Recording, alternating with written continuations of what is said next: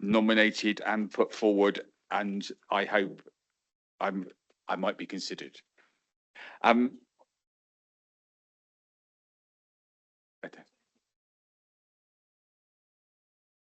The 20th of May. Sorry, did I say? Did I apologise? I must have been in a world of my own. I was just reading it, thinking. Oh, correct. 20th of April. No, I realised what I did then. Sorry. You'll understand why my mind's a little bit numb at the moment, because we had a couple of issues on the way in that we to deal with. Okay, so we've already confirmed that those online can hear us. Thank you very much. Before I start, just making sure that we know that the agenda packs, as always, are published on mod.gov. And can we please, if we make reference to any pages or comments, that we make reference to the page in the published edition, so that everyone knows where we are and what we're talking about. As always, when we hear presentations, please feel free to if you have a question, put your hand up as we go through. I won't necessarily take those questions until the end, but at least helps me having to fill the gap in between. Then, as far as housekeeping is concerned, I'm not aware of any fire alarms, so if they do sound, please help us on the way out. For those online wish to speak, please raise your hand virtually, as always. As such, I think that's all of my points. Any other? Okay. So, item number 1 of our agenda is apologies for absence. Jack. Good afternoon, everyone. Thank you, Chair. We have received apologies from Councillor Andy Hadley, and we have Councillor Diego Rodriguez as his substitute for this meeting. Thank you. Thank you. Welcome, Diego. Any other points or comments or absence? Okay, no. Item 2 of our agenda is minutes of the last meeting held on the 2nd of March. They've been circulated. Are we any points, comments or issues? Are we happy that I signed them to true record? I take that as an affirmative. Thank you very much. I will do that. Item 3 of our agenda is declarations of interest. Are there any declarations of interest relevant to today's papers which aren't already disclosed on your published items? Just one from me. I think agenda item 9 makes reference to pay negotiations in the Salisbury Committee. I am a substitute on that body. It's not a pecuniary in any way. I just sit in sometimes when required. So I'm just making sure that that's out, just in case it becomes relevant, because it does make reference to the Salisbury Committee in that. Agenda item 4, public question times. I'm not aware of any. Do we have any? No. Okay, so moving on. Agenda item 5, which is our outcome tracker. It's published and there are lots of nice pretty colours there in relation to it. Between meetings, the Vice Chair, myself, Jack and Ayushi met and went through it a little bit more. Just to be clear, it would be helpful if we tidied it up. Just a quick explanation. The outcome tracker is there for multiple purposes. When I first introduced it, it became apparent that as our committee meetings were going through, we were in debate, or we were making some relevant points that weren't necessarily being picked up. And also we were making some decisions or some recommendations that were being put, but that weren't necessarily being tracked after we've made them. So the idea of the outcome tracker is that it can keep a record of what's going on, and it will act as a reminder for us as well and officers. So what should be happening is it should either, if it's white or orange, it's neither inactive or it's not reached its time limit yet. If it goes red, it means it's overdue. What we then do, if we've dealt with that item at a meeting, it then goes green for the next meeting. Once we get to the next meeting, the green ones can drop off so that we can do that.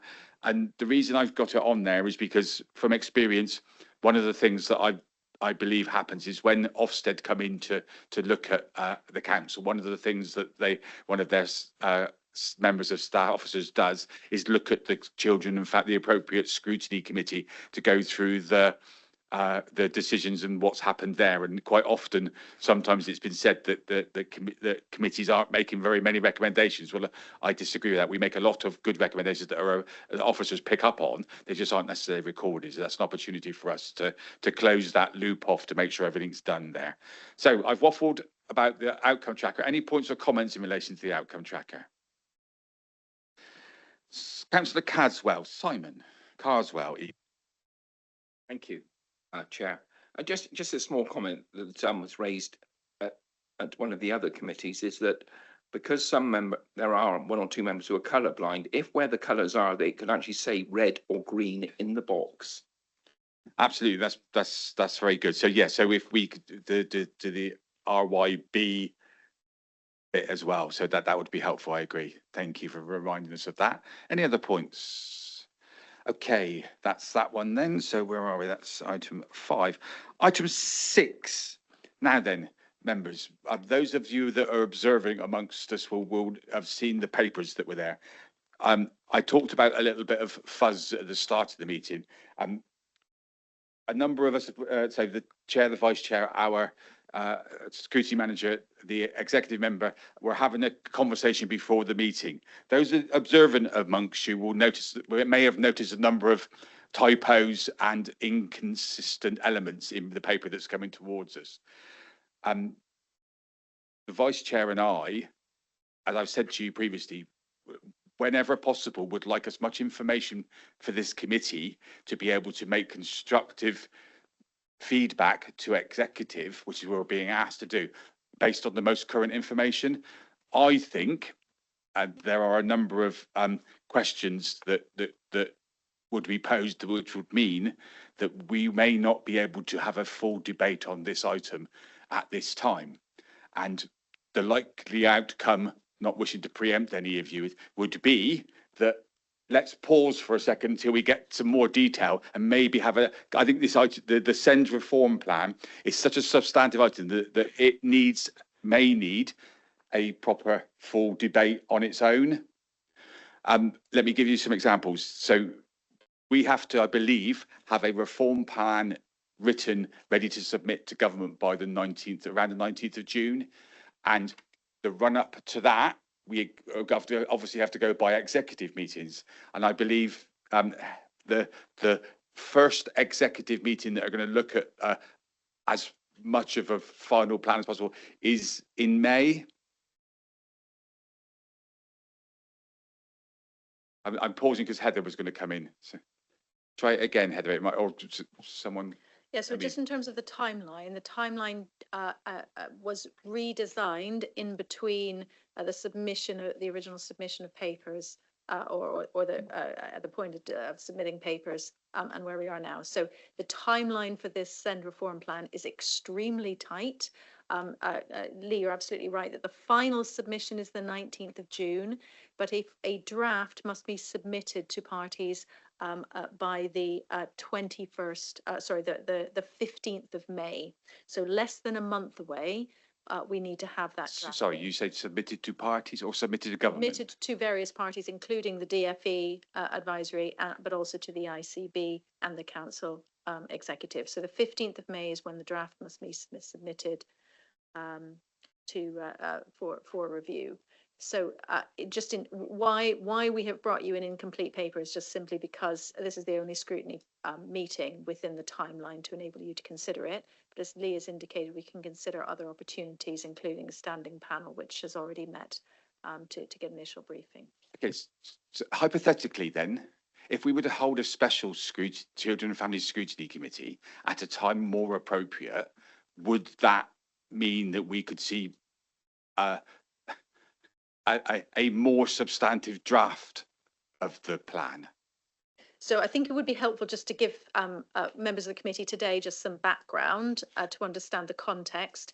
But absolutely, you will not be able to see a completed plan today because that is developing day by day as we speak for that 15th of May deadline for final submission on the 19th of June. So absolutely, if we were to identify a date within that timeline, every day that goes past, we'll be able to give you something that is more finalized. At this moment in time, obviously, we're still very much in that drafting process.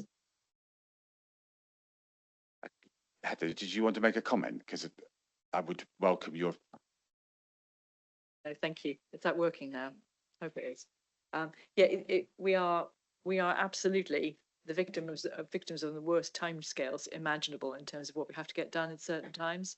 This information has come in really quite late to us, of course, and we have to not only do we have to have the reform plan drafted and into the government by the 19th of June, but because it's a system process, then we do need to get as much of of what we can do around our maturity and our work done, our first draft of it done quickly, and then shared with our partners, and then get them to put collate it with their ideas too.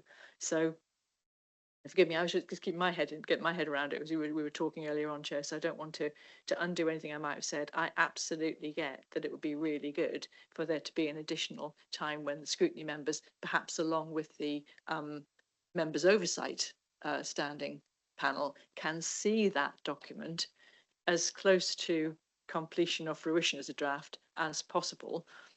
The fact that we've got the 15th of May bit when I think we've committed to our partners to share it, because we have to keep working across our partnership, it just means it might be a little bit earlier than the days you and I were talking about before we spoke, the meeting started. But it is complex, but I think the background at this stage is useful for everybody in the room to have. But you're right, it'd be nice to have something separate later. So just to be clear, so when is your expectation that the executive will make the final decision on the paper? What date? That would be June, the 3rd of, yeah. It's on the agenda for the 3rd of June. The final sign off has to be done by officers. So the requirement is that's the chief executive and section 5.1, and that is on the 8th of June. Okay, so what you're suggesting today is that the minimum we have is the presentation, the update on where we are, the presentation, so we can understand where it's to. Sławek, I have got you. I'll bring you in. Don't worry. I just want to double check. Remember, so do you want to have the full debate now, or would you prefer it when we have the information, John? Just a question, really, Lee. If we have another scrutiny meeting, will it be so let's say we want to make some amendments or recommend some amendments. Does this give us time, or you guys time, to make those amendments if they are as recommended? So my hope would be that the timing we can leave flexible, but enough time to make sure. So the executive papers would have to be published 7 days beforehand. Okay. There's no reason why a scrutiny meeting in the week between those 7 days can't be held, and the outcomes from that scrutiny meeting be then fed into the executive to allow them to have our opinion, have our points to be able to be considered when making the decision. That's correct, Jack, isn't it? Yeah. Amelia. Yeah. So what I would say is that a significant portion of the plan relates to things that have already been agreed by the executive or by the partnership. The significant area that is still in development relates to something called the experts at hand offer.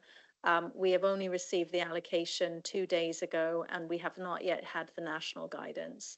So the timescales on this are really quite extraordinary. I think we are very happy to share our thinking, but this is moving very fast. It also, this is not something that the local authority has complete discretion over. It must be signed off by the ICB. We currently have 2 ICB tiers as we're in transition, and it must be endorsed by the SEN partnership, which Sławek is a member, of course.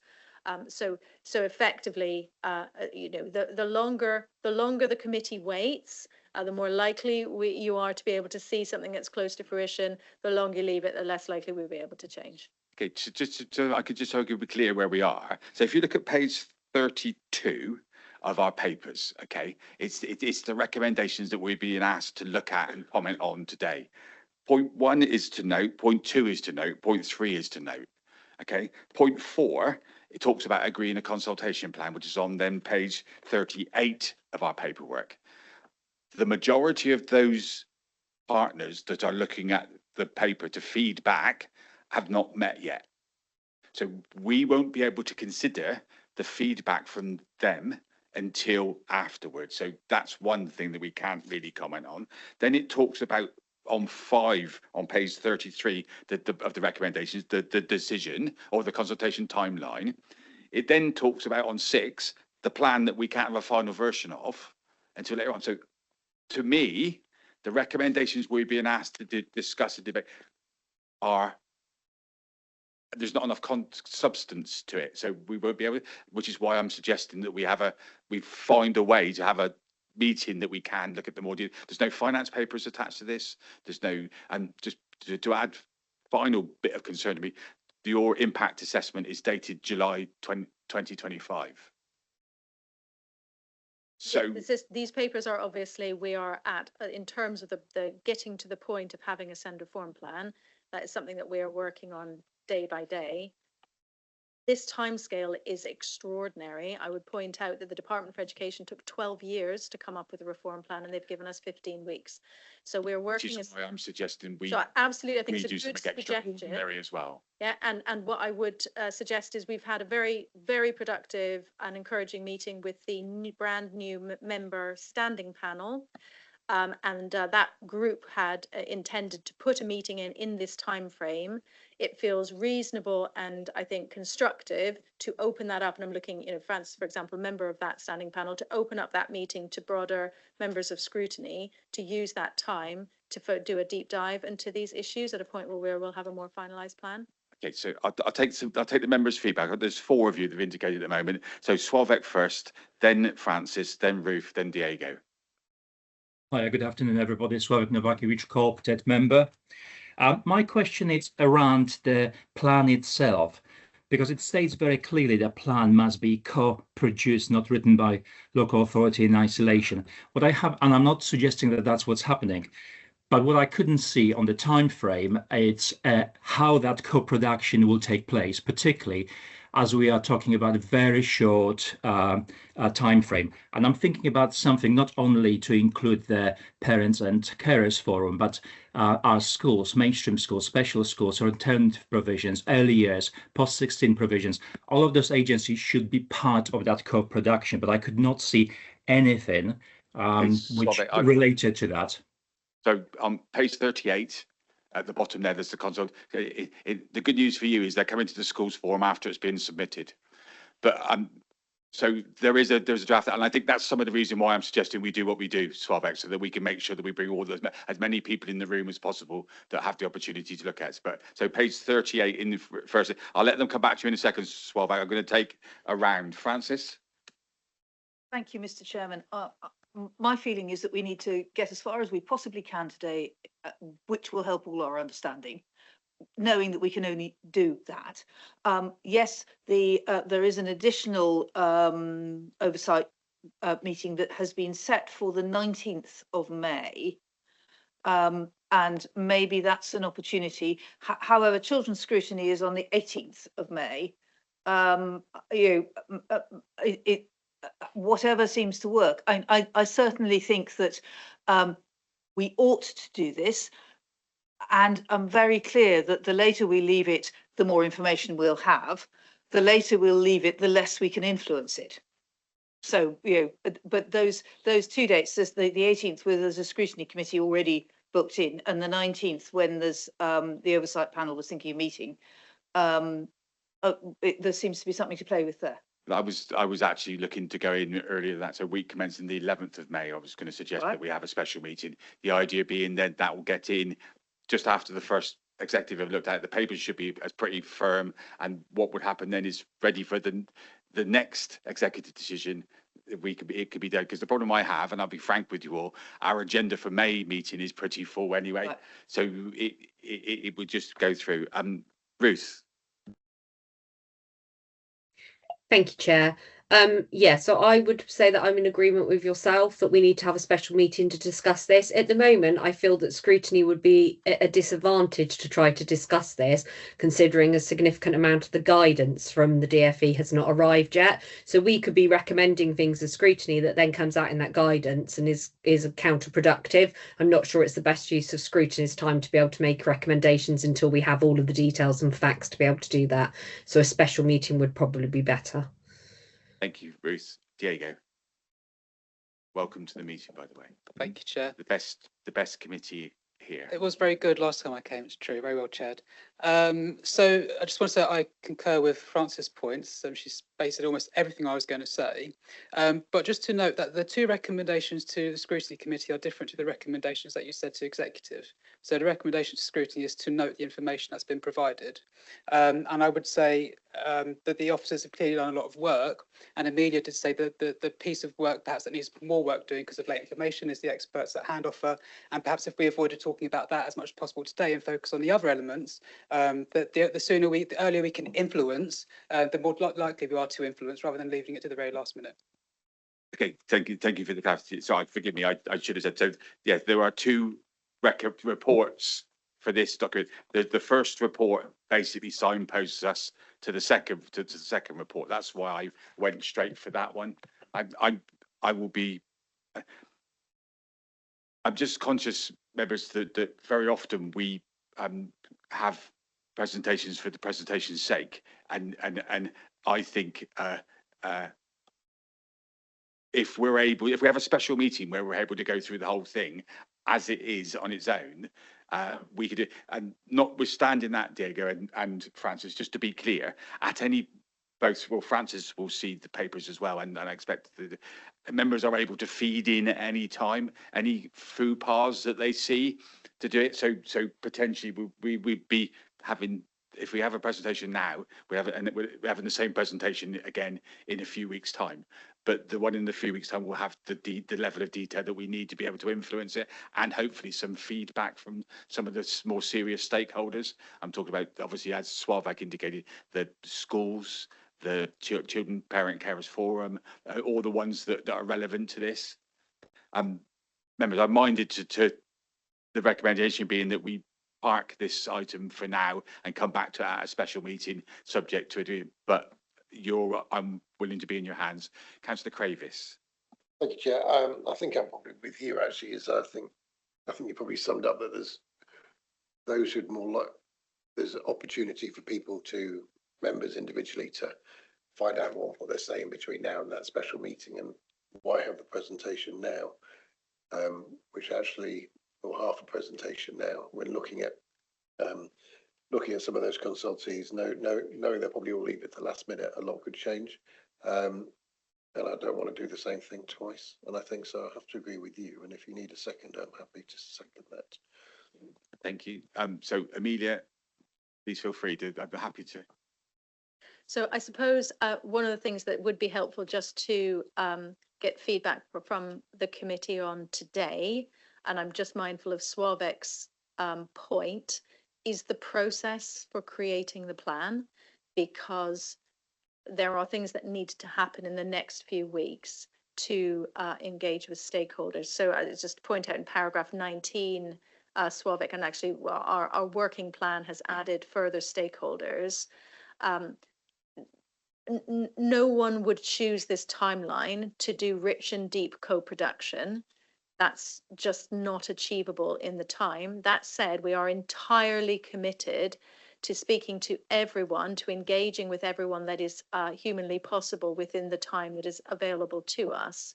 So we have indicated some of the stakeholder groups, and certainly I will be present at all of the head teacher briefings, and we will be engaging with colleagues there in terms of schools, reaching out to early years partnership, we have got a post-16 partnership on Wednesday, and there are a range of other children, professionals, parent groups that we will be engaging with in the time.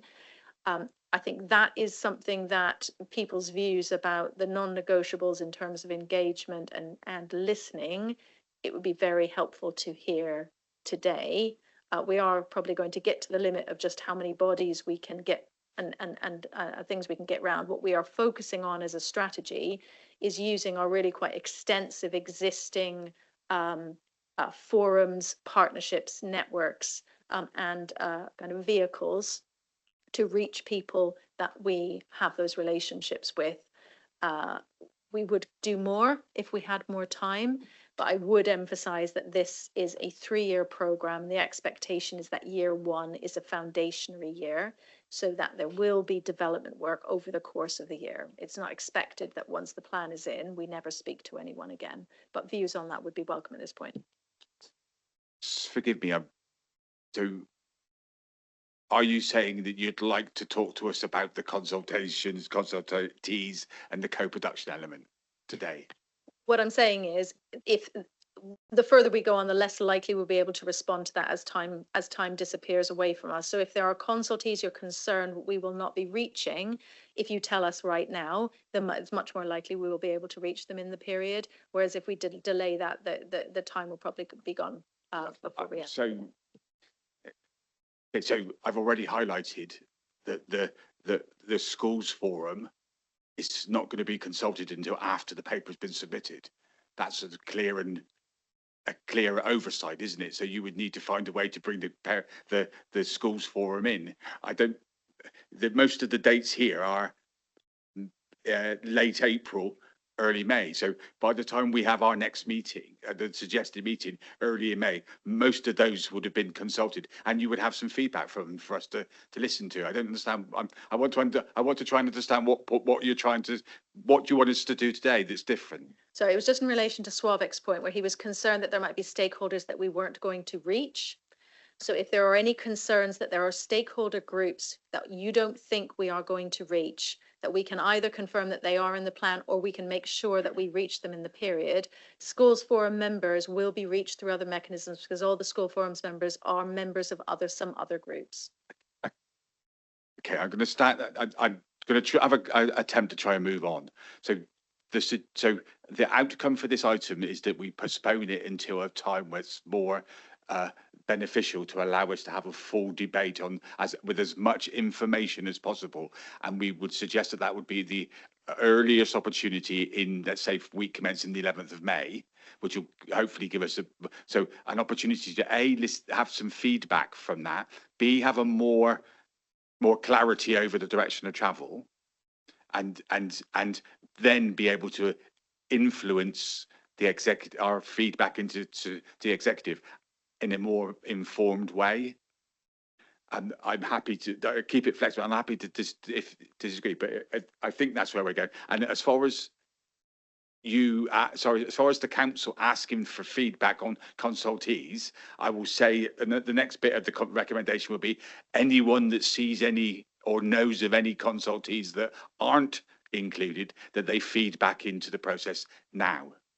So that'll get, so you cover the consultees element, the feedback, and it also gives us an opportunity to have a fuller report that we can directly affect more, a better. Sławek. Just a suggestion on the back of what Emilia said, and reaching all the different organizations which will be part of the co-production. All organizations have the right to call extraordinary meetings, and therefore, if the local authority will approach chairs of those organizations, no doubt they will be very much wanting to support the process. So maybe that's kind of a way forward to contact those and align some of those meetings within a time frame which is given by the DFE. Just a suggestion. And I support that. I accept what the officer is saying about feeding in anyone that's missed off. I would hope that anyone that may be able to influence or have some feed will be reached out to at the earliest opportunity and given time to respond. Francis and then Nick, but I think just Marcus was going to second my proposal, but I won't take it just yet. Francis. I think I would like today to hear from our officers if there are any other questions that it would be useful to them now to help the thinking and bringing the paper forward for proper discussion later. We clearly questions about the consultation and the process that as Emilia has said. Is there anything else that it would be helpful to officers in their work in bringing it to us later? Is what I'd like to know. So given that time is short and we're working very quickly, if any members of the committee have issues that are of primary importance to them that they would expect to see in the plan, that they will be bringing into a meeting to say, if this isn't in the plan, I will have questions, it would be helpful to know about that now. If what you are looking to bring as a committee is to scrutinise that plan as presented and to look for ways that it could be stronger, then obviously you'll want to see the detail of it. But if in your elected member role there are particular concerns that you have that you would be concerned if they were not in the plan, it would be helpful to know that now. Nick, did you want to come in? Yeah, thank you, Chair. I was just looking at the timeline. I was going to ask very quickly what is meant by first round assessment outcomes and second round assessments, because that's September and January. I take it whatever we submit in June is not carved in stone, but actually there's a consultation back and negotiation back and chances for amendments, is there? I'm beginning to think we've spent as long discussing whether we should discuss it. There's important, yeah. My understanding is that the assessment process is also in development. That's just on the grapevine. It's quite a long process. The 2 bites of the cherry, as it were, that you can see in that timeline, they are not an iteration. So what is essentially happening is we submit on the 19th of June, and then there is a pass-fail to that plan. And if you fail, you go back into the second round. And that means that you are not allocated the resources until the second financial allocation. So we are very, very invested in getting a pass mark to the first round because of the financial implications for the council. And also because I think it's important for the system to know that we have a good, strong plan that hasn't needed resubmission. So we're absolutely focusing on a pass at the first instance. And we do, we are in contact with other areas. I think we can be pessimistically optimistic, if I can describe it that way, about our progress. And we have done a lot of reform already, which not all other areas have. But we are still really focused on submission. Okay, thank you. Right, I think we're almost there. I think Heather will tell me if she does. Heather is not objecting to our direction of travel at the moment, so that's a goer. Both the vice chair and myself and the clerk have agreed. So what I will add into it, the recommendation. Obviously, we've got about a special meeting to allow us to review as much detail as possible. What I will add there is that, and I ask, sorry, Somerset again, that drafts of the full plan are shared, let's say, on a weekly basis. Would that, when you're looking panicky, would weekly be reasonable, or updates, or because are we going to have a tracked changes version? That would be the sensible way. Then people would know where they are. I think the process is having to move so quickly. I don't think that iterative versions are going to help. I think that would create some degree of confusion because we wouldn't be able to guarantee that was that just adds to the strength of let's leave it till a few weeks time and go look at it afresh, because at least then we'd know where we are. What I will say is that members are asked to feed in any consultees they agree that they think have been missed, and any questions or concerns they have in relation to clarity. And to add a bit from you asked about the concerns. So finance will be the one for me, and finance, the consultee responses, and ICB, because their feed input into it is going to be important as well. We may not be able to get that. The reason I talk about ICB, as we in the debate we had the other day, there's still some confusion over why they're part of the process as well, and what are they? The finance element is confusing itself. So, but that was just. Members, any other points or comments, Amelia? What I can suggest, and this might be of help to the committee, just in terms of iterating the process, we are receiving new guidance and new things for consideration on a weekly, at least a weekly basis. So what we can do is provide a kind of weekly update of new information that has been provided. So for example, the ICB has circulated a principles document, which we could confidentially circulate to the members of the committee so that you can see what is being discussed across the 7 areas of the new ICB cluster in terms of principles. So that's the kind of thing potentially. I think we wouldn't be able to share that in the public domain, but we could share it for the information of committee members. Thank you. Ruth, and then I'll bring Heather and then I'll move on. Yes, Chair, just if we are going to have a special meeting to discuss this, maybe we could ask colleagues from the ICB to co-present. We'll take that as a very good point. Thank you. Heather? Yes, thank you. I was only just going to say as well, what would be helpful, because there is, for the members' oversight standing panel, there is a meeting, I think, that's been put in for something like the 19th of May. I can't remember. I think what would be handy was when we get when we're clear about what meeting date we can all do for this special meeting for here, I think it'd be quite good if we could roll that into the standing panel meeting too, so we're not preparing two separate meetings which are really on the same sorts of subjects. And I think that would be helpful, but that would take a little bit of organising. But I think one meeting to do those two things would make more sense than having two, perhaps is in the same week, is at a risk, or within a week. Thank you. Okay, so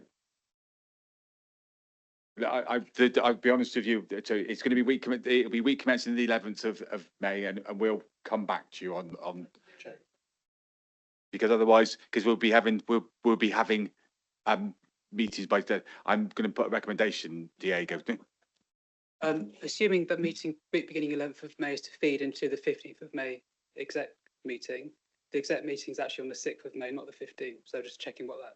No, so the idea of our meeting week commencing the 11th, it will be at a point where the report will be as full as it can be, and the idea will be hopefully then that we can feed into the next executive, which is in June. In theory, Diego, what the honest answer is, I'm hoping to get in before, if we can make any recommendations before it's submitted to government. That's the bit that is. Chair, in terms of the meeting, we do have the space in the diary, in the calendar of the meetings on 11th of May afternoon. Just looking if that's convenient for members. I'm sorry, I'm just conscious if we start having it picking the date and time now, it's going to, because there's too many people to invite. I think the opportunity, and what I'll do, I think it would also be useful to open it up to as many members of council as possible to be able to attend as well, because the reason I'm pedantic about this is it's such a big, it's a massive item for our young people and our finances that I want us to have as much influence over it as we can. So the recommendation is at the moment that we in effect postpone this item until a special meeting in week commencing the 11th of May, with a view to seeing the most robust, up-to-date report plan as possible, with as much feedback as possible, and to give members the opportunity to then feed into A, through our executive member to executive, and B, to hopefully the plan when it's the first time it's submitted to government. I think I propose that. I think, Marcus, are you still happy to second it? Members, I'll put it to the vote. All those in favour? And against? That's unanimous, I think. Any abstentions? Sorry, one abstention. Thank you. Thank you very much, members. Okay. That was agenda item 6. Thank you. Agenda item 7, which is the mainstream plus alternative learning. This is mainly for information. Just to double check. One of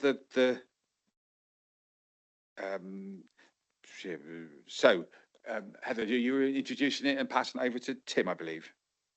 Yes, thank you. Thanks, Tim, for being here, and thanks, Chair, and everybody. I think this is a really important paper, I think, because what it helped, and it helped me when I read the paper first time around, it helps me to understand the various levels of mainstream based inclusive education opportunities that we have. There's been quite a lot of excitement and interest and talk about, quite rightly, about our special education needs units that are the new thing on the block, if you like, the inclusive classrooms, the bringing a special school into mainstream. But the alternative learning provisions and the enhanced learning provisions have been around for some time and have been proving their worth. So I think the thing for me about this paper, and I'm doing the amateur intro and Tim can do the proper one, is that what it helps to see what the different types of intervention that we can make and the input that they can have on children's lives and how effective or otherwise they've been. And they've been running for a number of years. It's really quite nice to see where we're at with them and what we might want to do with them in future. So if that's good enough to get you Tim, before you start, Heather, perhaps a bit of point of clarification. That's why I was trying to.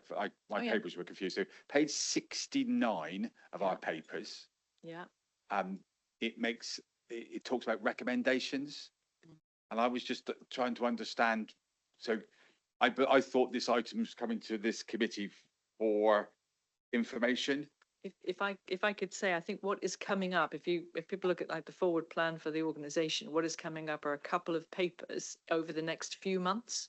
One of which, and put me right again, Tim, if I get this wrong, one of which is about continuing the current ALPs and ELPs, if I can use those acronyms, and another is about expanding that program.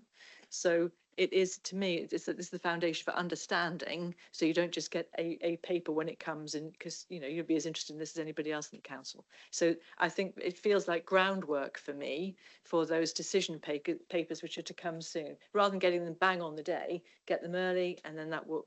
That's fine. So I wanted to make sure that the committee, before we started listening to Tim, understood what. So this is purely for information, this element. Tim, thank you. Sorry. Thank you, Chair. Good afternoon, everybody. Thank you, Heather. You've done a wonderful introduction and summary already. So I'm Tim Cockrell, Assistant Principal Educational Psychologist and the SEN Units Implementation Lead, joined by Jennifer Steele, who's online today, our Programme Manager overseeing the Mainstream Plus. Hopefully everybody's had a chance to review the report with the agenda. Also attached were some slides. I don't know if anyone could put those on the screen as we go, and I'm happy to kind of talk through those. So, as Chair says, the afternoon this session it's for information. It's to give you a summary. I'm very aware some of you may have never heard the phrase mainstream plus or inclusion based. I'm just going to go through and give an introduction to what we mean by that.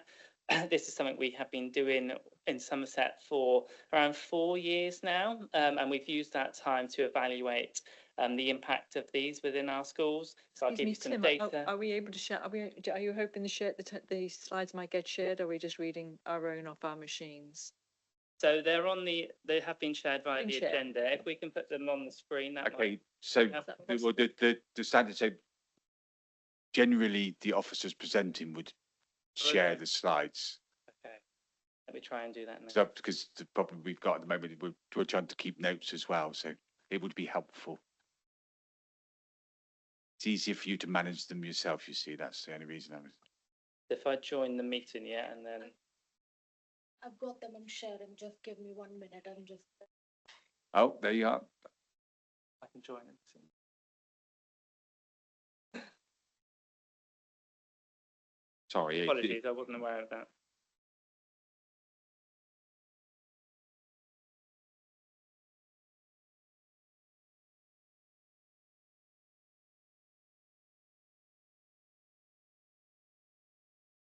Just to being picky while we're waiting, it is already assumed we're children's and education in this briefing as well, which I find a bit strange, but it doesn't matter. But it's Perhaps they know something that I don't.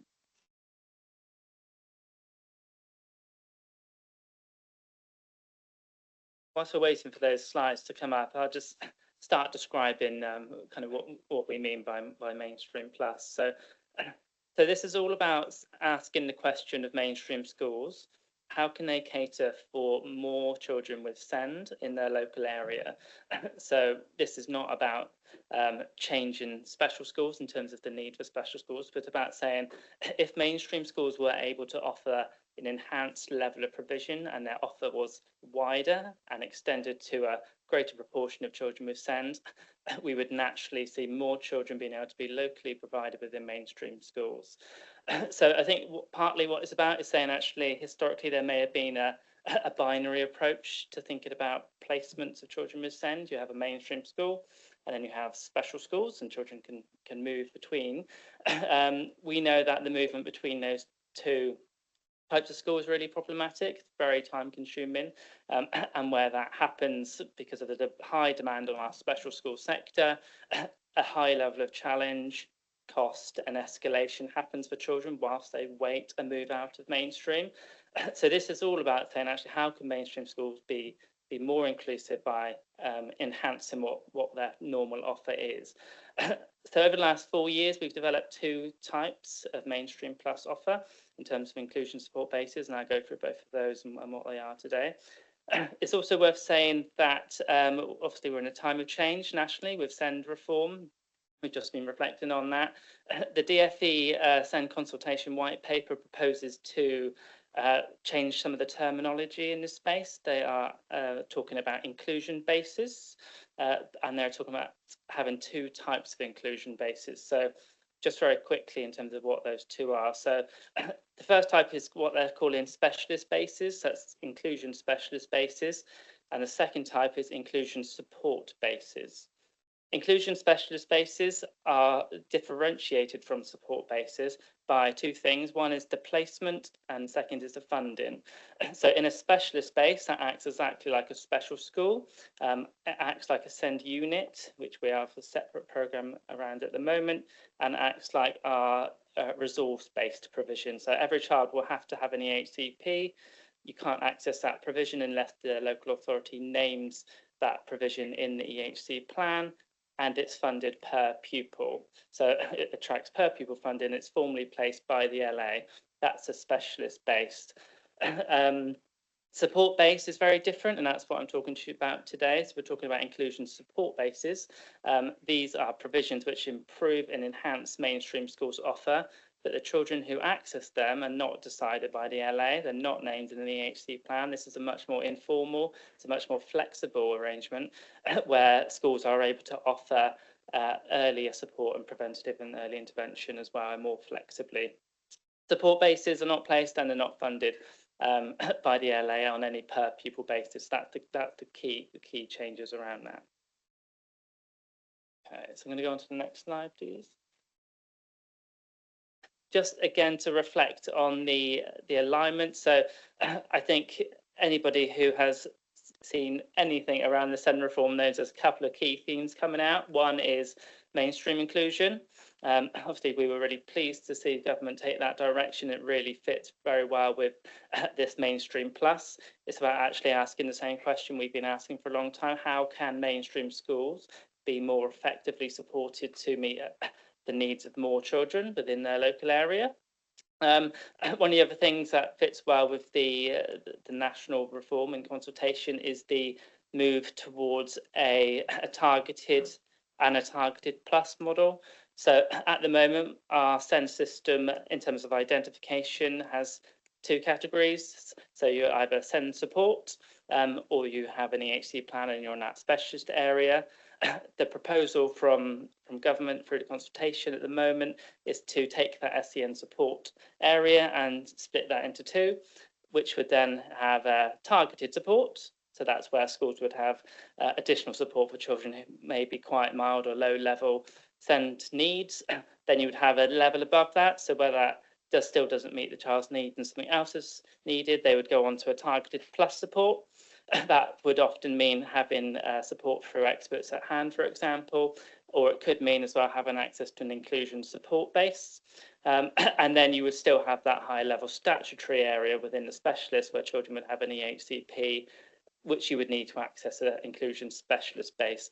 And I know a lot of this terminology is quite similar, so hopefully that helps just to differentiate a little bit of where the specialist base would differ from a support base along those targeted and specialist areas. It's obviously a huge push from DfE in this reform to increase the number of inclusion bases. There's very clear direction that every single secondary school should have one. And when questioned about primary schools, they have said that they expect them in primary school at the same rate as secondary. That won't mean every primary school just because of numbers, but they expect the provision to be equitable in terms of numbers across primary and the secondary sector. So some of those will be specialist bases that aligns with our SENU in our capital programme. But some of those will also be about actually inclusion support bases, which won't be about that formal placement through the LA, but about schools just being able to have a different and more enhanced offer. So national and local challenges it seeks to resolve, and this will become clear as we talk through the impact of this as well. We know there's been a rapid and continued growth in statutory EHC plans over time, which isn't slowing down. We've got an item later today to give you more details on that. But we also know that the level of crisis and escalation that happens when that support is not available soon enough. So we rely on a statutory process which is incredibly slow in order to move that child into something more specialist, for example, and this gives a greater opportunity for earlier intervention. It's also about system confidence, confidence within parents, confidence within other schools, and confidence within schools themselves about actually how wide a range of children's needs can we meet in this school. We have a really big challenge in Somerset, but also nationally about the perception of actually can schools meet the needs of children with significant SEND needs. And what we've learned through this process over the last few years is actually if you have really effective enhanced and alternative provision in Mainstream Plus, the confidence level really increases. That's from parents, but also from schools themselves who now have a enhanced provision that they can welcome that child into their school and make sure that provision is really positive. And that reduces appeals, reduces disputes, and we've seen that in multiple examples over the last few years. Okay, so next slide goes on to talk a bit about our key principles about that. So before we talk about the exact how these might look. So the key principles, early intervention and prevention. So this is really about saying, how can schools be designed with as much in mind, with as much meeting needs as possible. This isn't about saying, actually, when this is going wrong, let's do something else. It's about being proactive. It's about saying, we know the cohort in our community, we know the needs that they have. How can we design from the start schools that meet as many of those needs as possible, rather than being reactive and responsive to things going wrong? Culture of inclusion has always been the most key thing. When we started this, it was about actually that key question of you meeting the needs of those local children. We know that actually if children have to leave that school, they have to travel a long way. That creates additional barriers and challenges around that child's place. So the kind of culture actually where a child's needs can be met within their local school, that is exactly what they should be. And that doesn't mean having to be in their mainstream class with their peers all day, every day. That's not what inclusion is. Inclusion is about saying, how can that young person be part of that community in that physical space? But actually for some children, they might not spend very much time in their mainstream class initially. That might take a lot longer to build up, but they are involved in that enterprise of learning within their local school, essentially, in whatever way meets their needs. And then there's that locality-based provision element as well.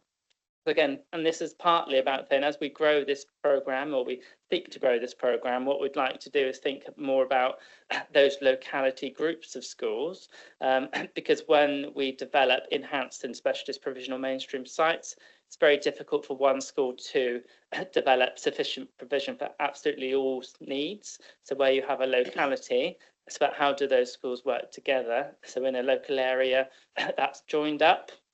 So we're thinking more strategically about local children going to specialist local provisions or enhanced provisions in local areas, but that doesn't mean every single school will be able to meet every single need. The last thing about principles is just to say this: we absolutely know that these are effective evidence-based models, but that does rely on quite a systematic way of doing it. So we've got very significant evidence-based guidance, for example, and implementation support that we provide to the schools where we set this up.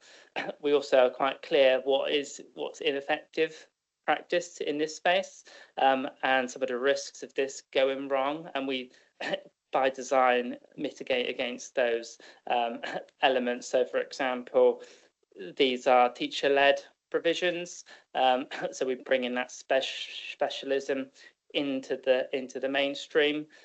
We're basing it on the evidence of what works for this need group, and then how does that look within a mainstream setting.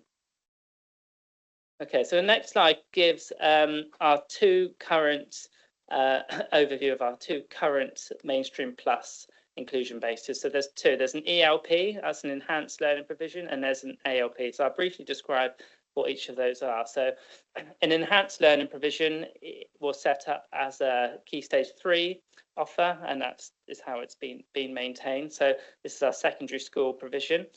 That's for children with primarily cognition and learning needs. That means they are going into year 7, and typically they'll be working at around year 2 to year 3 level in their development of maths and English, for example. So that's not a little bit behind in terms of that mild need. That's quite significant special educational needs. Most of their children will have EHC plans, but they might not all have an EHC plan. So what that allows the secondary school to do is employ an additional teacher. That's either a special school trained teacher or a primary school teacher, because of the nature of the curriculum that would need to be delivered. That teacher has support and induction and training around to make sure that that need is met around that specialism. And then essentially that typically what would happen is that within that enhanced learning provision, children would be in there between 40 and 60% of the time. So they would be doing a core education and learning in a small class of about 8 to 10.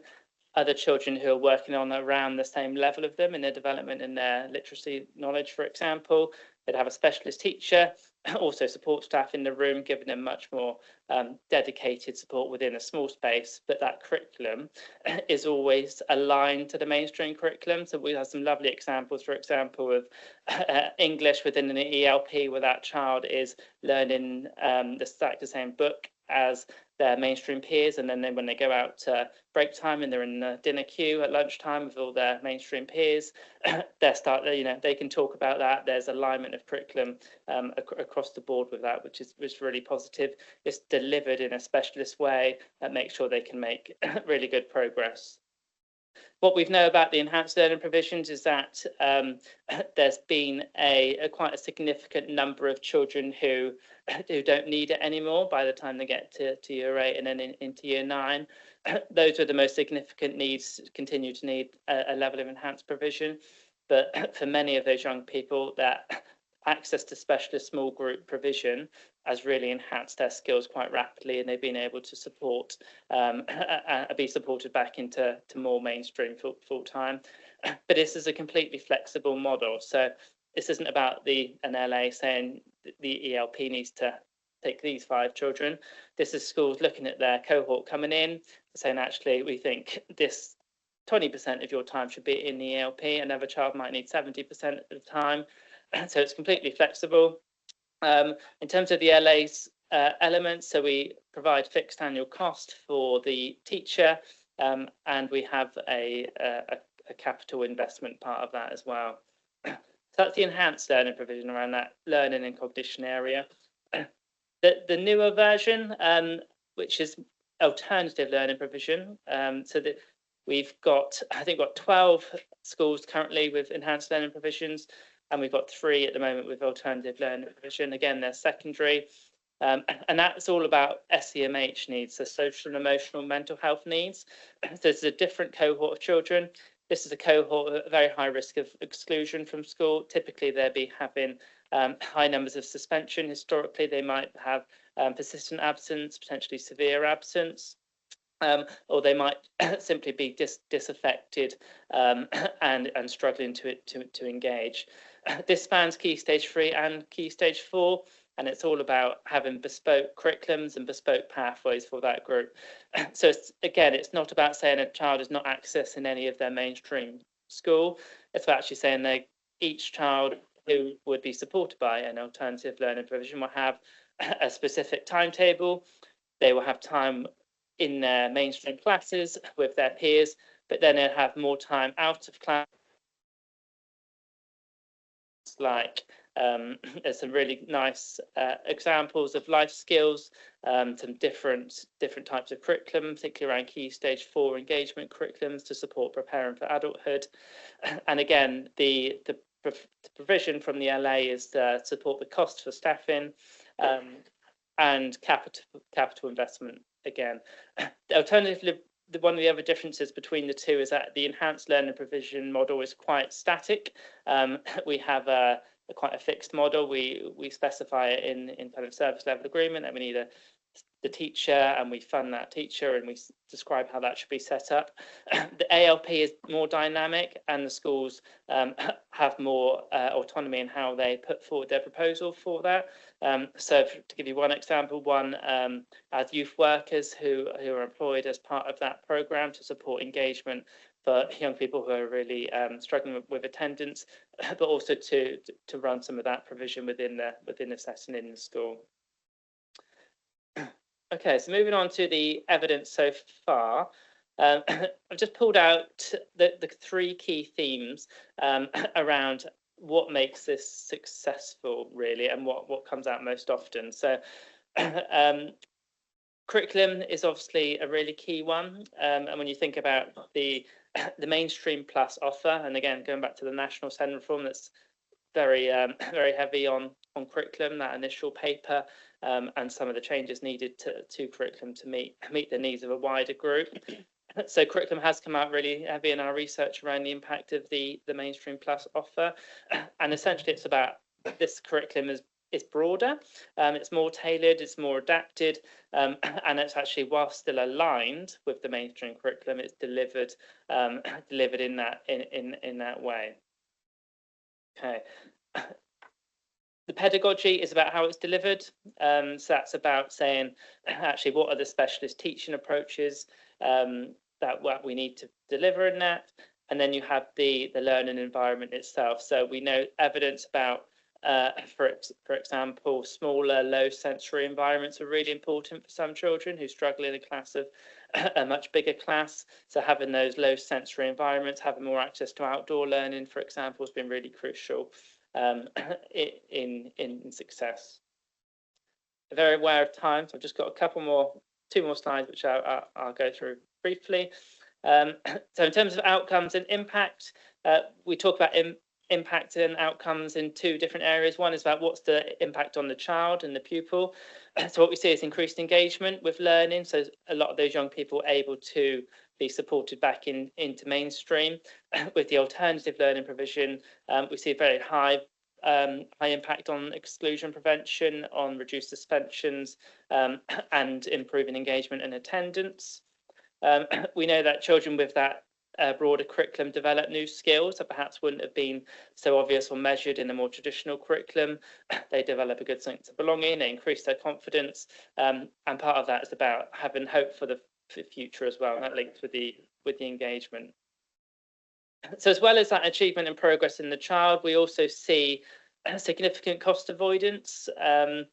The cost avoidance comes through a few different ways. One of them is avoiding EHCP applications in the first place, and this was what makes it very different from a specialist base. This is a support base. So what schools have done is used it really flexibly for children at that SEN support level, who would have needed an EHCP had they not had this this provision in place. And this is exactly what the white paper aims for. It aims to introduce that targeted plus model to say, actually, statutory has a role, but we're at 5.7%-ish of EHC plans now, and could that be brought down eventually if mainstream schools had more enhanced provision where you didn't need a statutory plan in order to access? We've seen exactly that happening with our mainstream plus models, which is really great to see.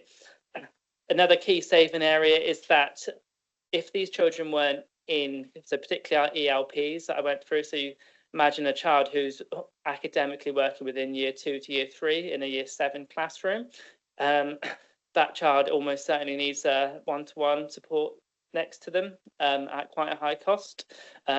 We call that costed plans. It's where we provide additional funding for staffing. We don't provide costed plans through this model because they already have small group specialist teaching. You don't need a one-to-one if you've got a group of 8 who are all accessing at the same level. So again, that's a special type model brought into mainstream. So we've seen really significant savings through our avoidance of those costed plans, as well as EHCPs, and also a high level of movement has been avoided into alternative provision and also specialist settings themselves. Increased confidence, I think I've mentioned, we've got lots of examples of children and parents were in tribunal. Just one 3 weeks ago where we have a tribunal where the parent has said, I need to know if this enhanced provision is continuing, because I'm very confident the school can meet my child's needs. If it is continuing, I don't need to go through the appeal. But actually, if you're going to take this away, I'm going to choose this independent special school and proceed with that. But that was a few weeks ago, but that has been common over the last few years. So finally, just want to mention the future expansion plan, really. So this is about saying we spent a few years here developing models that really work and align with future SEN reform. So we are suggesting a few different things. One is to expand the enhanced learning provision into Key Stage 4. This is about saying, particularly for those Key Stage 3 learners who are moving into Key Stage 4 in September, how can they still be supported? The second one is fairly simply just doing this more within our secondary schools, so enhancing the number of ELPs and ALPs across our secondary schools, because the evidence that they're having a really positive impact. And then last thing is about trialing it in primary as well. So taking a small number, trialing everything we know that's worked in secondary and saying, actually, how can we build this model and do this in primary? It's going to look very different in primary.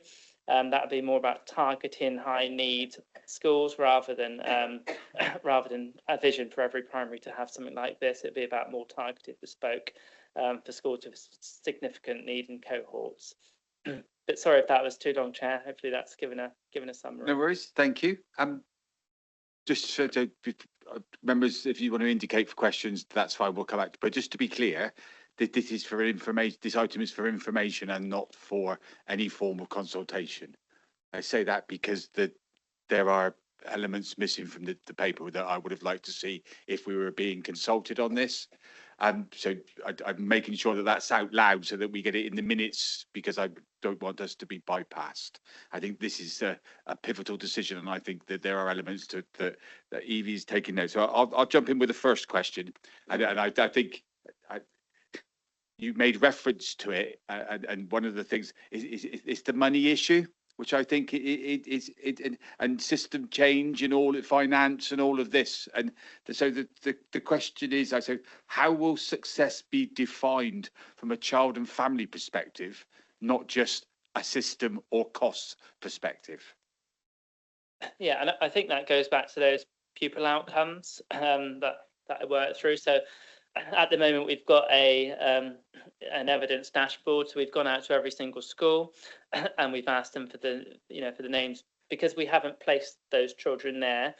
There's a fairly significant amount of work we've had to do to go to the schools to find out which children that they've put there. So that's about our oversight and monitoring arrangements largely.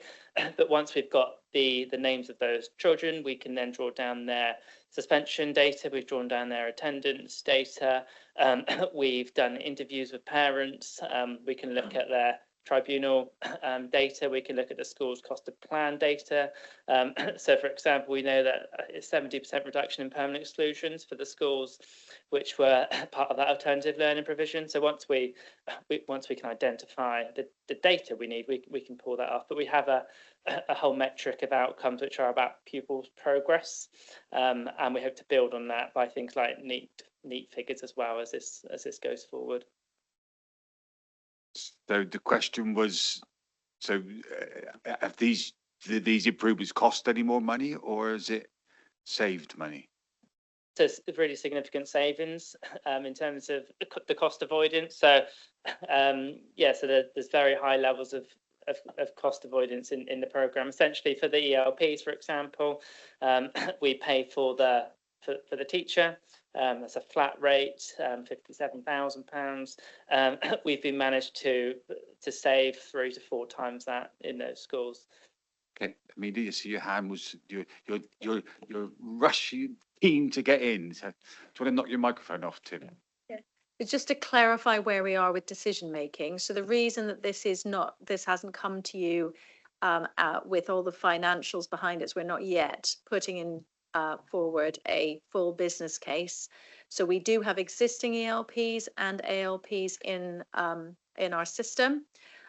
We are putting together that evidence case to look at whether the finances stack up to do further expansion.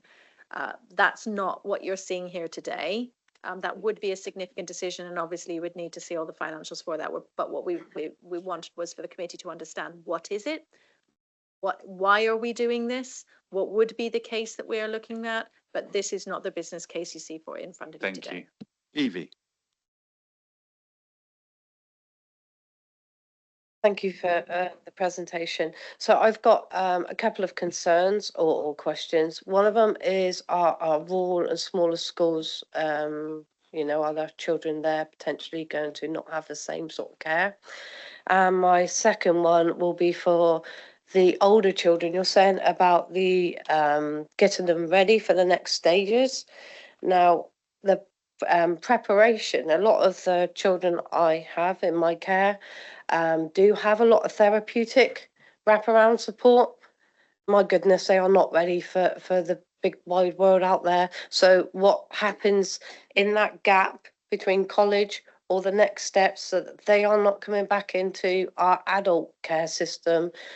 I just want to know that that connection is robust, and I don't see for our presentations how that can work. Thank So if you're relating specifically to our post-16 transitions, that is something that we can come back and provide further briefing on. These ELPs and ALPs are specifically in secondary schools. Now, obviously, what happens in secondary has ramifications for next steps, but there is other work going on. You're absolutely right. We have a very large cohort of children going into that post-16 or currently in the post-16 space that we are concerned about in terms of their outcomes, in terms of being neat, for example, and Fee's team are doing an absolutely stellar job. And when we are putting together a business case to make sure that we are able to do more in that space, because the numbers are very, very significant in terms of those pupils. So I think that is something I'd be happy to talk to the chair about, a future item for this committee. But these specific interventions here will have a ramification, but that's not their primary purpose. It's to enable children to access the secondary curriculum. Thank you. I just wanted to know that there are preparations for them. Thank you. Thank you. Nick? Yeah, thank you, Chair. I think I've pretty much had everything I was going to ask answered, really. It's kind of been discussed there. I mean, I was very excited when I read this paper, so thank you for doing this. Actually, I read your paper last night and thought, oh, this is quite good. Not wishing to mention yet again that I was once in the educational system. I was very much impressed by your philosophy.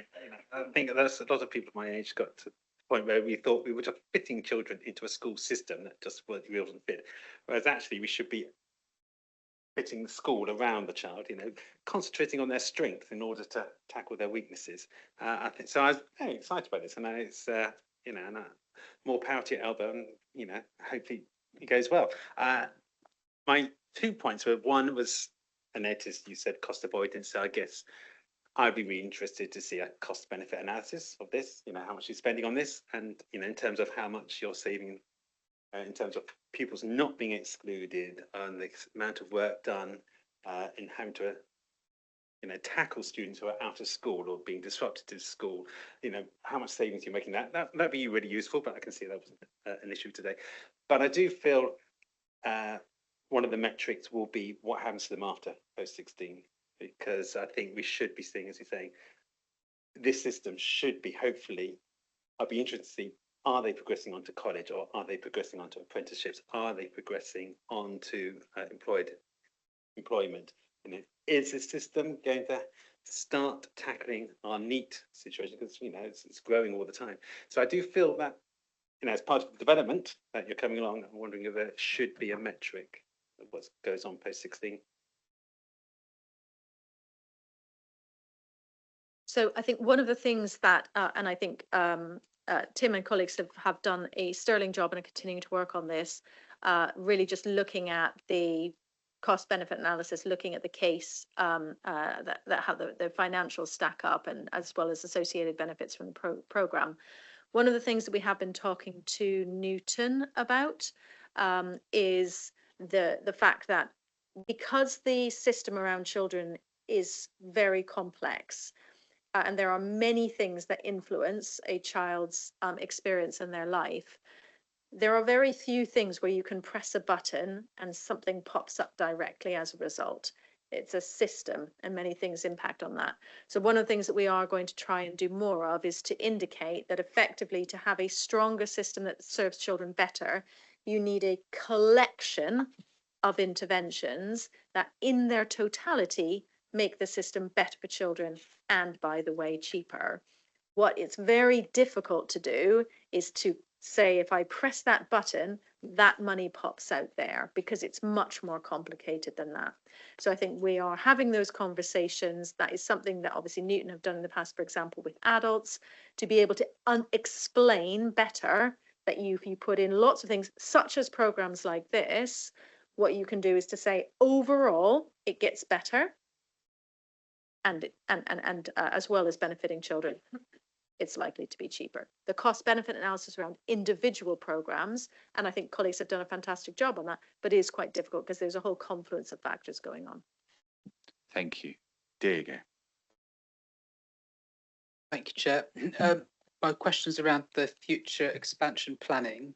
Appreciate there's more work to be done, but I'm just wondering where you've talked about expanding the programme into additional schools, both the ELP and ALP, and then also talking about the targeted schools as well. It's kind of picking up on Evie's point, is how do you work out which schools? Have you got a plan of where they are? Is there metrics? Something that, how do you target those so that, schools aren't left out, particularly in rural areas? So I guess there are a couple of things that we would be speaking to, and most of our secondary schools are in the academised sector, so there's conversation with both schools and the multi-academy trusts in that space. One of the things that we need to just understand a little bit better is the expectations that the government has for what schools will be delivering as part of a shift to putting funding directly into schools. And what will be the local authority's responsibility, and where it will, we are invested in making sure that there are quality expectations, there is standardization, and all of the things that Tim has explained. There are better and worse ways to do this. The models that colleagues have put in place is a very good model. There are much less effective models out there. So I think that's one of the things we just need to work through. And some of those things we need to understand a bit better from the government, where we are still waiting guidance for new funding streams, new allocations that have not yet come available. So overall, the government's been very clear they want to see a massive expansion of this kind of provision. Us working out locally where responsibility sits with the local authority, where responsibility sits with the schools, what schools will be doing independently, and where different funding streams will land is something that we're just working out as we speak. Thank you.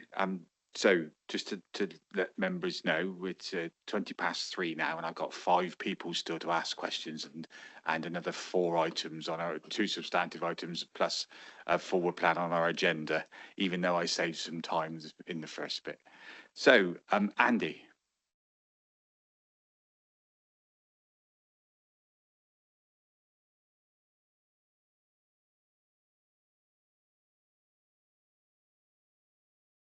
Alistair. It's okay. Sorry. Never again shall I time share this okay, I'll pass and parentheses. No, you again shall I time pass parentheses. Thank you.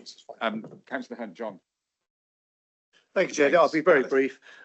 Pedagogy, that's a nice word. I've never heard that one before, so well done for that. The extra yes, I am a governor. I've never heard of pedagogy. Never mind. Moving on. So I'm assuming from this then, who works out which children go into which category? I'm assuming it's the schools that decide that for themselves. I'm trying to imagine the pressure. I know now there's much pressure from particular parents who say, look, my child should have this, they should have special education, that. Is there going to be a lot more, which I would have thought, a lot more pressure from parents on secondary schools to put their child in a different grouping? And I just a comment really on, you mentioned that the child perhaps is in year 7 but is learning at key stage 3 or whatever, and he's going to go out into the lunch queue and chat to his friends about English and maths that he's learned. I mean, in the real world, he's really not going to do that, is he? So I just feel this is a good idea and a nice way, which is clearly what this appears to be about, of saving money. For me, it should be more about the child rather than the money. But I see why we're doing this. But I'm yet to be convinced that, even though it's a good idea, that it's something that can actually happen in real life when we're trying to get on extra teaching staff for one set of pupils and another. It just sounds, it's a nice idea, but to see it in action would be more interesting. And like everyone else, I'd love to see the financial breakdown when you get there. Thank you, Chair. You both were poised on the button, so Yeah, just on that point. So we have a local offer page about enhanced learning provisions. And that example about the child talking about a book over lunch came from a parent interview who actually said that's something the child had fed back they were able to do, and that was really meaningful for them. But that's one of a number of ways that actually we promote inclusion through this. But there's a nice video actually which really brings it to life as well. We've got interviews with some of the head teachers, interviews with parents and the children themselves who are actually experiencing this provision and talking about it. So as well as future business cases being shared, that is a really nice page for people to look at to bring it to life a little bit more. yeah. I think thank you for the response. I think there's a lot of concern at the moment because we're going to something different, and some of us with old. Once upon a time, I remember when we transitioned from statements to EHC plans, the world was going to be so much better when that happened. So the devil was going to be in the detail. I really do hope, because something's got to change, because we've got to make it better. It's just that I remember the transition previously, so I don't mean to be doubting, because I hate to do that. Oh, we tried that years ago and it didn't work, but we need to find something different. We need something, and this has to be a way to do it. Amelia, shut me up quickly.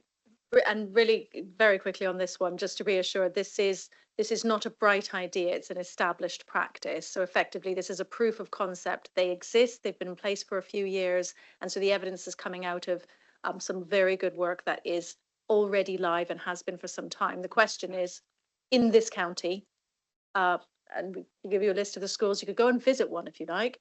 The question is, do we roll that out more widely? That's the decision point.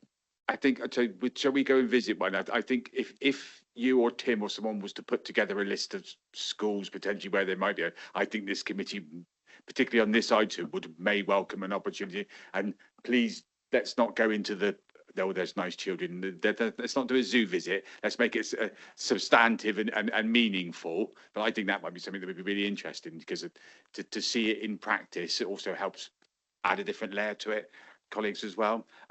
Marcus, Councillor Cravis. I have got you, Mary. You're up next. I'll keep it brief. Yeah, I mean, it was interesting. Yeah, there was talked about, I think it was 12 ELPs and 3 ALPs, and which everyone's talked about the evidence base in it. Yeah, to expand it, but then you really only touched on primary schools, I think. And actually, I don't, I've not been in education, so I wouldn't know such things. Although Mr. O'Donnell did teach one of my children, maybe 2. Yeah, was a lot easier.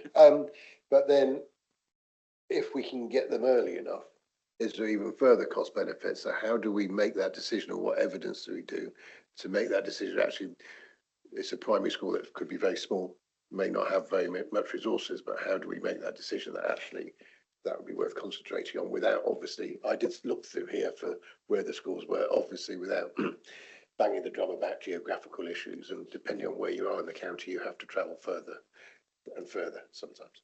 Thank you, Chair. Was that a question? The question, yes, sorry, the question was, how do we talked about primary, but are we putting enough emphasis on primary? Then how do we make that decision based on the evidence we already have? Because the primary was only touched upon, primary schools. And then you talked about early help as well. So it's how do we identify them before they get into the school system? Yeah, so I think our strategy looks a bit different for primary and secondary. So you're seeing part of the overall strategy around places. The significant need that we have in primary is for specialist places. We've come to this committee before to talk about SEND units, which is a very, very high level of need. That's a separate classroom. Some of the kinds of things that you'll see around that kind of differentiated teaching is much easier to achieve in a primary environment. Imagine that you have just a very different kind of curriculum where that's all being done in one class. As soon as you break into that different kind of curriculum in secondary school, that provokes some real challenges for a number of children, and they're that much further away from the curriculum. Whereas in primary school, it can be much easier to integrate that. So that's why the ELPs and ALPs are primarily a secondary model, because some of those tensions are easier to deal with in the primary phase. There are different challenges in primary. So there's a slightly different approach in terms of the overall strategy. Thank you. Mary? Thank you. I really do commend the plan. I know it's a national approach that's being rolled out, and we know that it works. So, I'm grateful for that. A couple of questions. Are there now going to be overlapping costs? This introduction will work alongside the existing costing system, so you're actually going to have to invest upfront, I think, in order to make it happen. And as a result, are there staffing implications to get these places in play? And if so, do we have those staff? And if not, is there a plan to get them? And I do refer back to the primary need. We know that children coming in at primary are not school ready for a variety of reasons. Where does that sit in the plan? I don't expect you to be able to answer that yet. And I do hope, are we hoping to see less off-rolling as a result of this approach? Because we know that children move between schools often because they don't quite fit the model of getting the right outcomes at the end of their time there. I'm hopeful that it'll show that. I presume you will be too. Thank you.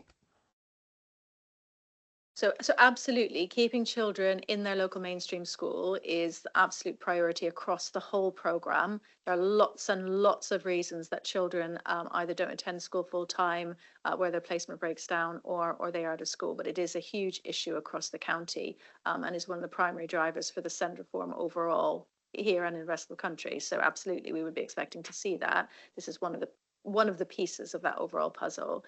In relation to school readiness, there is a lot of work going on in this space, and we are getting investment and a lot of fantastic work. And this committee heard about Family Hubs, Best Start in Life programme, and that is a huge focus there. A lot of really good work that will be happening in that space around school readiness. Again, in order for these things to be effective, you need a whole range of different interventions that target your specific issue. But I think the committee has heard something about that, and I'm sure we'll be coming back again to say more. Thank you. So I've just a couple of points for me then in summary. So I really appreciate this update, and it's really exciting. And I think that there's so many opportunities there. But the bit that I was going to say was, in effect, how are we going to join up all the other projects we've got going at the moment? So Best Start in Life, so that we can bring them in, and that's number one. Number two is children with EHC plans have a specific need written down and definitely, so an individual TA, stuff like that. How does that, so how do current EHCPs fit in with this new plan? How would that work? I'll leave you at that for now.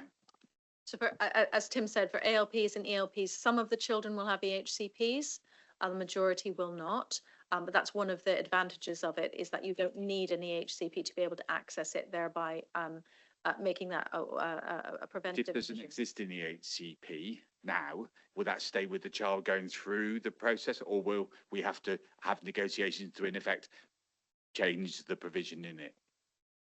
So, do you mean specifically? In some cases, an education health and care plan for a young person may involve individual one-to-one support for all their school day, stuff like that. So will that still be the case, or will they have to change? Yeah, so what we've done so far on that, because these have been largely secondary settings, so every child has to have a new EHCP issued every year, a phase transfer year. So that forms quite a useful part of the phase transfer discussion. So if they'd needed in primary school a very high level of one-to-one provision, we have transition meetings with the secondary school who say, actually, we have an enhanced learning provision. It's agreed at that meeting, actually, through the annual review process, that one-to-one would come out of the section F of that EHC plan, and we would change the wording of that essentially, and change the costs. So it's by agreement then, that's the bit that's very important. The annual review is the mechanism for doing that, yeah. And young people that are in special provision now, is there are we going to start reviewing those with a view to bringing them back into these areas? So I mean, the government has given a commitment that, you know, children who are in specialist provision, who need to be in special provision, will remain there. We do have children for whom that placement is no longer working for them, and parents do, you know, children are sometimes excluded, or that placement breaks down in all manner, including in specialist or independent provision. So we have a new team has just started in our commissioning team, looking at placement management. And so we are taking a much more active relationship with our independent schools, making sure that children are securing what their parents had intended for them to secure by that placement.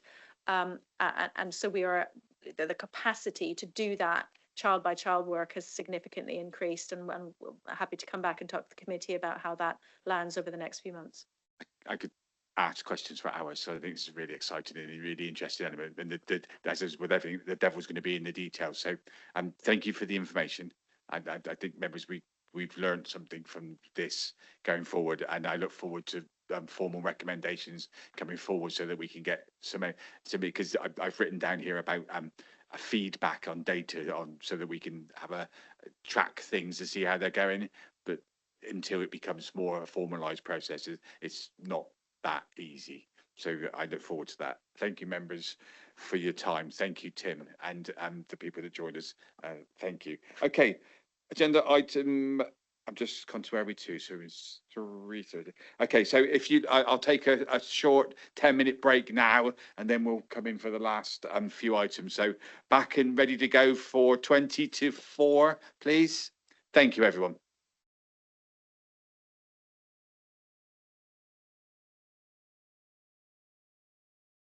For that, so we are 15:44 off and running with agenda item 8. Which is the evaluation of implementation of Section 19 policy and multi-agency panel. I believe, Fiona, tell me if I'm any, there's no decisions attached to this. This is for information. Is that correct? Yes, nodding, thank you. Okay, Fiona, thank you. You want to turn your microphone on? Otherwise. Good afternoon, everyone. My name is Fee Turnbull. I'm the head of the virtual school, and it's my teams who oversee Section 19 provision. So you've all had a copy of my report. So this is just going through some of those key points in the report. Share my screen.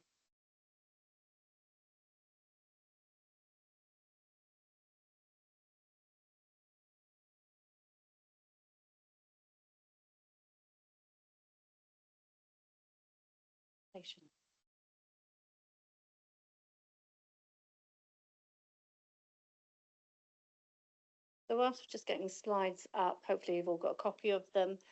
So just to sort of recap the purpose of the report. The purpose is to report to members to ensure that Somerset Council meets its statutory duties under Section 19 of the Education Act. And ensuring that members have that confidence that there are governance and oversight arrangements in place to support children who are unable to attend school. It's about the report highlighting the key legal compliance, the demand management and system effectiveness in supporting children, so that you are aware of those areas for scrutiny, and ensuring transparency and having that discussion opportunity of the development areas and outlining the progress that we've made and the future updates. Thank you. So a recap on the statutory context. Many of you remember from the last time I presented when we were looking at the Section 19 policy. The legal duty for local authorities is about securing suitable full-time education for children who are unable to attend school due to illness or exclusion. So that's our medical needs, those children who are permanently excluded from school, and those children who have needs that are otherwise. We have a duty for all children, regardless of whether they have educational healthcare plans or not, ensuring that education matches the child's needs promptly. We have a slightly different arrangement in terms of processing Section 19 for those children who have educational healthcare plans, because their plans are all part of the statutory process. So a slightly different process, but the duty applies regardless. The challenges and priorities, that Section 19 compliance faces lots of challenges in terms of timeliness, largely due to the demand and the number of young people we have in Somerset who are unable to attend education through medical needs that are otherwise all through exclusion. And it's about thinking about how we manage that demand so that all children do have a suitable education, and strengthening that Section 19 as a priority in our SEND programmes. So the role of scrutiny is about ensuring governance that's robust and that arrangements are in place to meet our statutory expectations and protecting the children's education rights. So what's changed? There's been lots of developments that have been happening since the policy was fully implemented at the end of October. So we now have our Section 19 policy that's now fully implemented. It's shared on our local offer, and is available for families and settings, and for young people, as well as our internal officers. And it provides a clear framework of the Section 19 application and the requests and the decisions. So alongside that Section 19 policy, what you'll see on the local offer page is the new request form, which is a single access request form. Previously, we had, we didn't have a request form for Section 19 to start with. We had a separate request form for medical needs and a separate request form or notification form for exclusions. So we now have a single access request for those three elements of Section 19. And alongside that, we have guidance that clarifies the expectations for all stakeholders. And that guidance can also be found on the local offer. We've also introduced a multi-agency decision-making panel. That panel has been in place since January of this year and includes our partners across education, health, and social care, and ensures that we are making informed, consistent and timely decisions. We've had our first kind of mini review of how that panel has been progressing, and identified the areas that are working really well and effectively, and areas that still need some further development or embedding. As I just mentioned, we've got our updated local offer. We've got our local offer page. So that is hopefully improving our transparency and accessibility for families and professionals. I think it's clear to say there was real frustration with our families and professionals because of the lack of policy, but also the lack of information that was available to them, and subsequently quite a lot of confusion in terms of how they access that support and guidance. Thank you. So our multi-professional panel is there to support the governance and assurance, and includes experts from diverse fields. So we've got our officers from education, so from my team in the virtual school who kind of lead those meetings.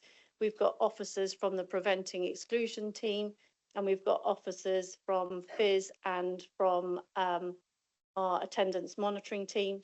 And then externally, we've got members from paediatrics and from CAMS, and together we are making holistic decision making across all of our requests that come into the system. There's a triage process that happens prior to panel, so we work through those requests that come through.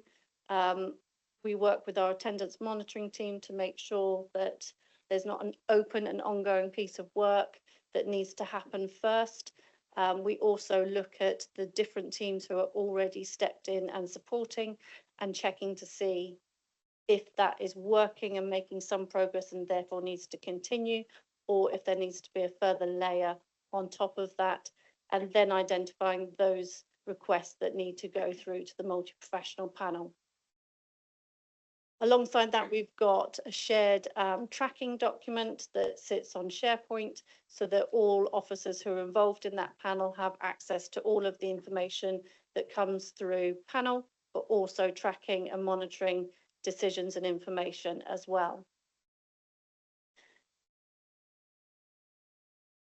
The quality assurance and improvement element is in its infancy.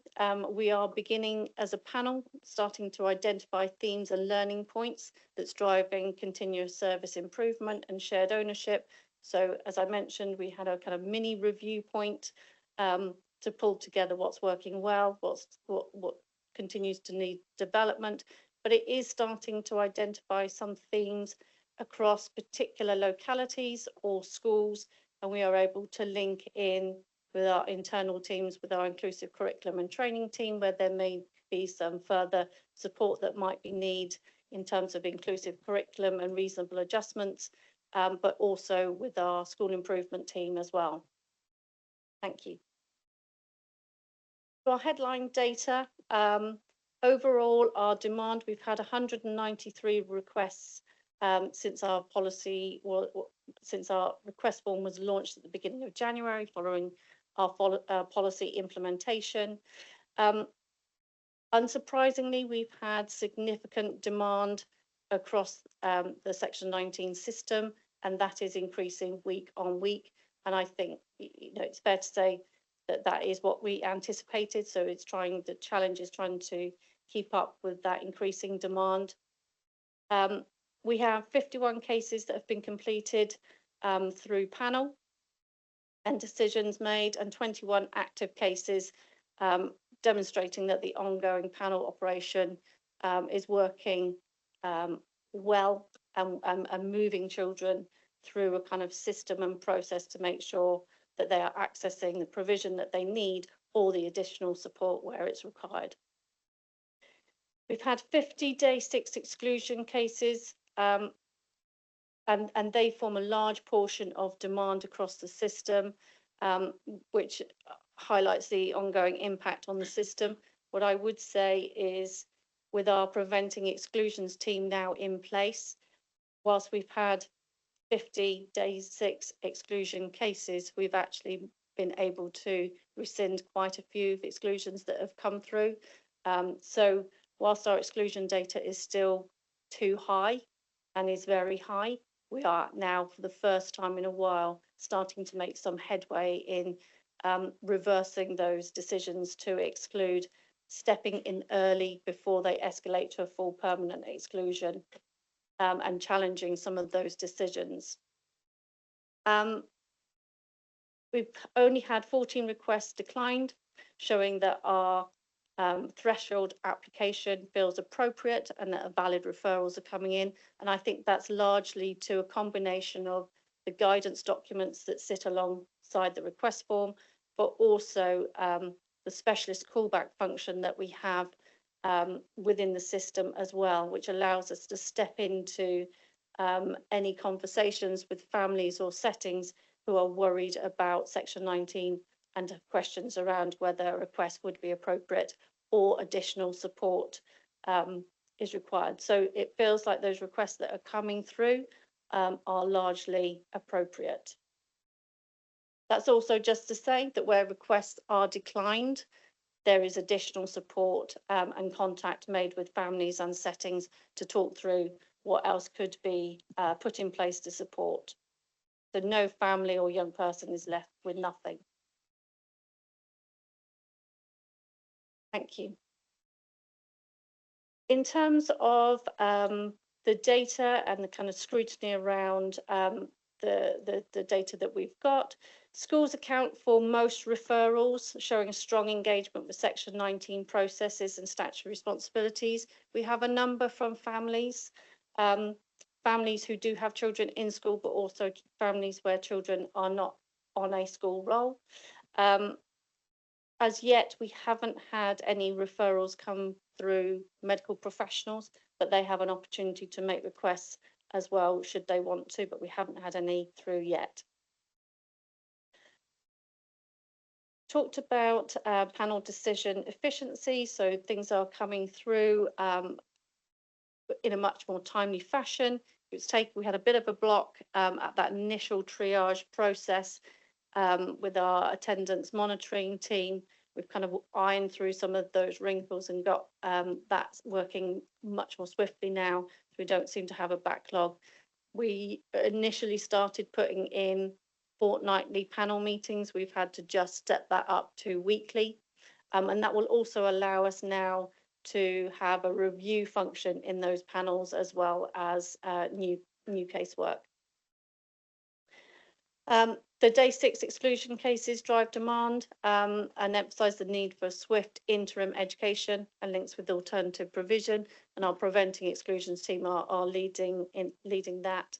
And we now have what is a day 6 exclusion? Sorry, day 6 exclusion is alternative provision that's put in place. It's in place in our PRUs for all of our children who are permanently excluded. That day 6 provision needs to be put in immediately within 6 days of an exclusion. So, but it's always held in our PRUs. So it's something that has to be completed by day 6. Yes. Yeah. We have a effective triage system put in place, which is held centrally, and as I said, all of our partners have access to that and are able to contribute to that, but also to use it for tracking and monitoring. That will, we're almost at a point now where we can move or link that tracking system into a Power BI dashboard. So we'll soon be able to see those kind of trends and patterns and break that down into kind of localities, the types of requests that are coming through, and more importantly, the impact and how long young people are staying on Section 19 provision before they're integrated back into school. Thank you. Talked about the advanced monitoring system. We're developing our remote learning support. We've had AV1 robots around for many years. It hasn't really taken off in Somerset for lots of different reasons for a while. And now we're seeing a huge take up in schools' willingness and families' willingness to use the AV1 robots. And that means that with little devices, they're little robots, young people have them in home, and there'll be a kind of another one in school. And that means that our young people, where it's appropriate for them, are able to access live learning in their classrooms and keeps them connected. And the idea is that we gradually reintroduce that young person face to face into their lessons when they're able to do so. So we're really excited about the kind of turn in Somerset in terms of the willingness to use our remote learning resources that we have available to us. And that means that we're less dependent on alternative provision packages that takes children away from their schools and classroom environments.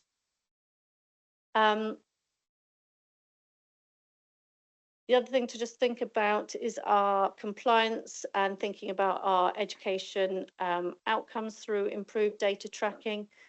We are just at the point where we've got lots of requests coming through and working through those. We've got a review process in place, and now we need to start thinking about our accountability in terms of how effective are we in supporting those young people to transition from Section 19 provision, increase their engagement so they're back into full-time education. Thank you. Risks of mitigation. We had a risk around inconsistent referrals across schools. The risk we had originally was we didn't have a request form, now we do. So one of the things that we want to kind of put in place to sort of mitigate against that risk, so the referrals that are coming through are largely high quality. We've had to make a few tweaks to the form to ensure that those people who are completing the form are understanding what we're asking of them and providing the right information. But the next step is to develop training and further communication around that. We're going out to our heads briefings meetings in the next couple of weeks to do some more work with our schools around that. We've got limited medical tuition capacity across Somerset. We're working with our PRUs currently as a kind of phase 2 of our implementation plan to look at mapping the county-wide offer and looking to identify where there are gaps and how we can fill those gaps. particularly in relation to medical tuition, because it has been limited but also varied, and also the risk around data gaps in our system and making sure that the tracking system that we have is really robust so that we are not missing those children. The point that we are at now is responding to the requests that come through. Going forward, we want to be more proactive in identifying those children who we haven't had a request for, but we know are not accessing education, and then proactively going out to them to offer support, and rather than waiting for requests to come through from families and for settings. Thank you. Next steps, we have a formal evaluation planned for May, and that will include an audit from our SWAP internal audit services. We'll be reviewing our policy also in May to ensure that it reflects the learning and that it remains fit for purpose. It was when we implemented it in October, and the decision-making panel was very much kind of test and learn. So we've got lots of learning from that. So we may need to think about how that is reflected and any changes that need to be reflected in the policy.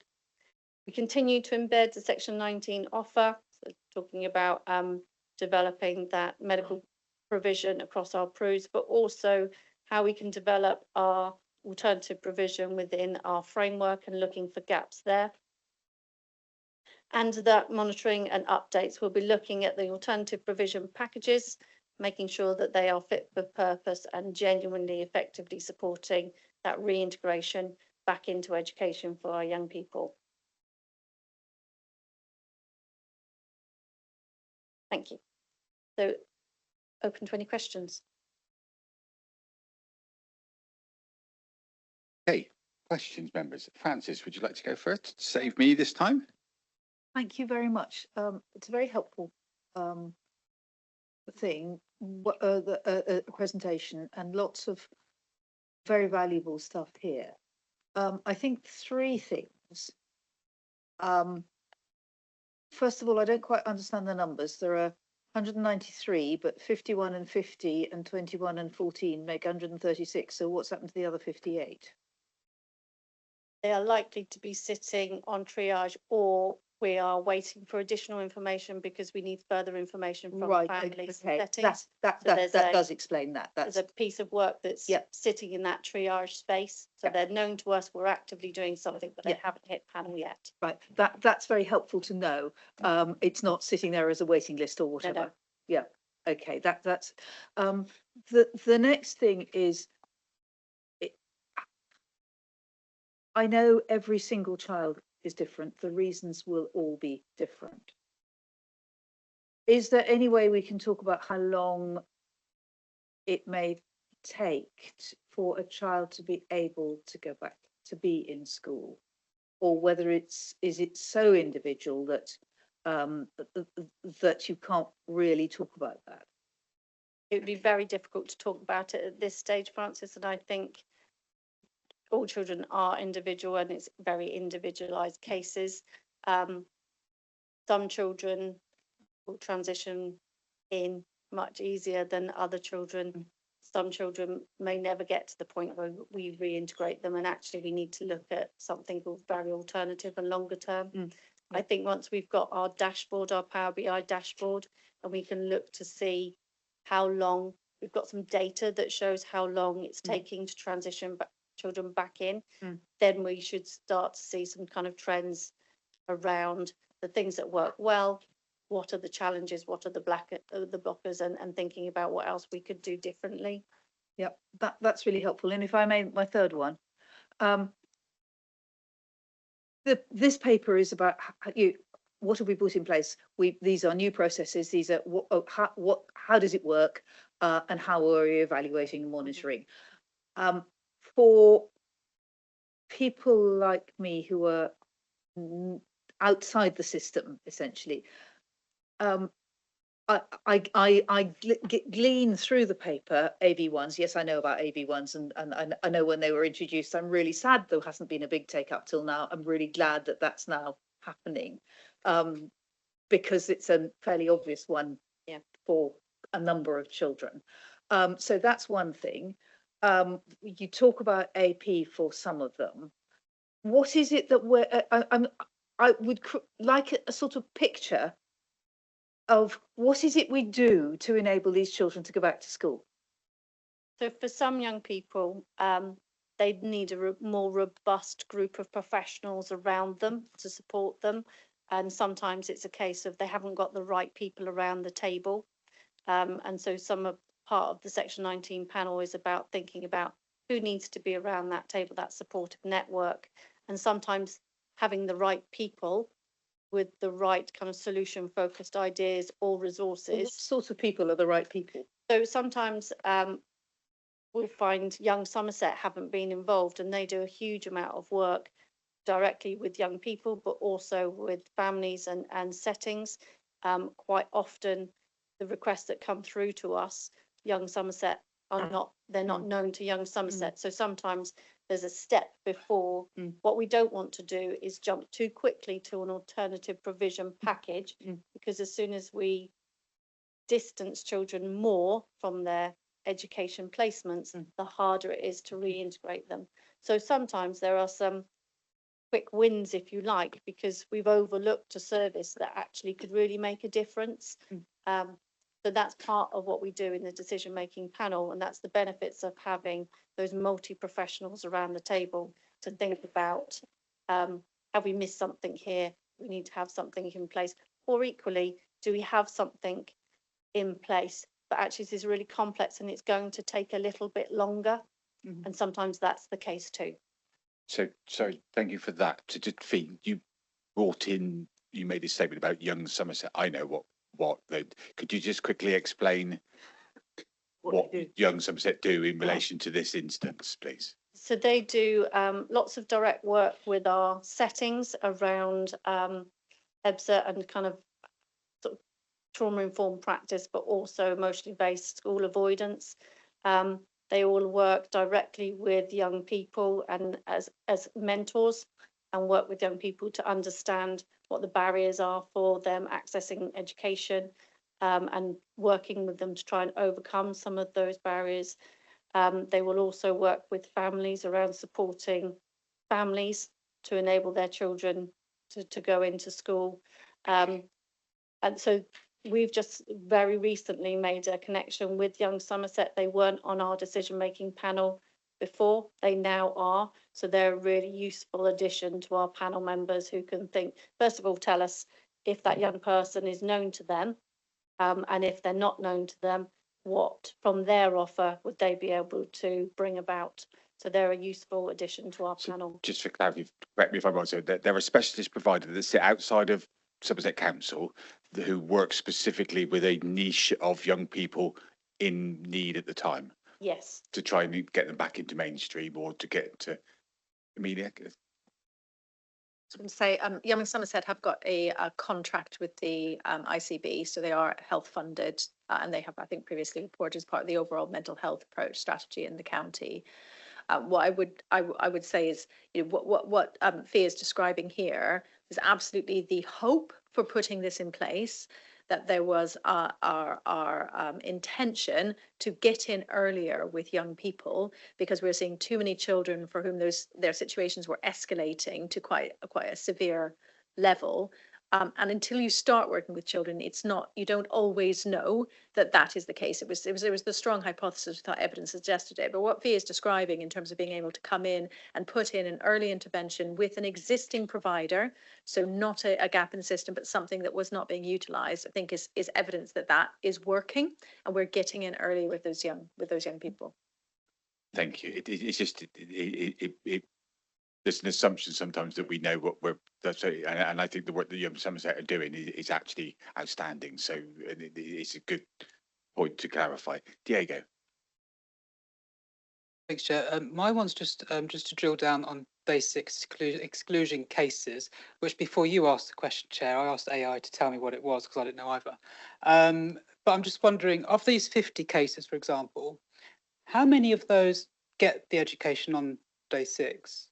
Have all 50 had that education from day 6? or does it not work like that? Is it meant to work like that? And I'm also wondering, because you talk about the duty applies regardless of whether there's an EHCP in place as well. How many of those do you know also have an EHCP in place of those 50 cases? So we work closely with the Preventing Exclusions team. So they lead on the Section 19 exclusion part and the Day 6 part. I'm not able to tell you off the top of my head, but I can go away and find out for you the percentage of children who have Day 6 provision in place in that 6-day time frame. That can be more challenging depending on the locality of the children. So, for example, we don't have crews down in our West Somerset area, so we've got a slightly different arrangement there. Just for the remainder of the summer term, where we've got a different plan longer term. I don't think the issue is finding the Day 6 placement. It was a challenge a while ago because we didn't have enough crew places to be able to provide that. But I think we're in a better position with that. I'm happy to take away to find the actual data around that. Again, I can't tell you the data off the top of my head in terms of the percentage of those children who are Day 6 and an EHCP. But if they have an EHCP, automatically our statutory send officers, virtual school and preventing exclusion team collectively work together immediately, so that we've got our statutory send officers alongside our preventing exclusions team, so that we are starting to manage that EHCP. We might need to do an emergency annual review. We might need to look at what we need to put in place to maintain the place in the shorter term. Sometimes we successfully are able to hold young people with an EHCP who have been permanently excluded, and schools are able to just hold that decision so that we can find kind of alternative support for them or put something additional in place. And sometimes that's worked really effectively. So it's about really close partnership working, really focusing on those children within the EHCP, and making sure that they are not without provision, and their situations will be more complex because they do have an educational healthcare plan.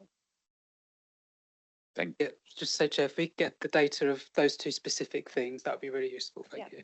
One of the things I was going to suggest that we had, this is really interesting data, but it's still at the start of the process. Yeah. So it would be helpful potentially. What we're 3, 4, 5 months in. Yeah.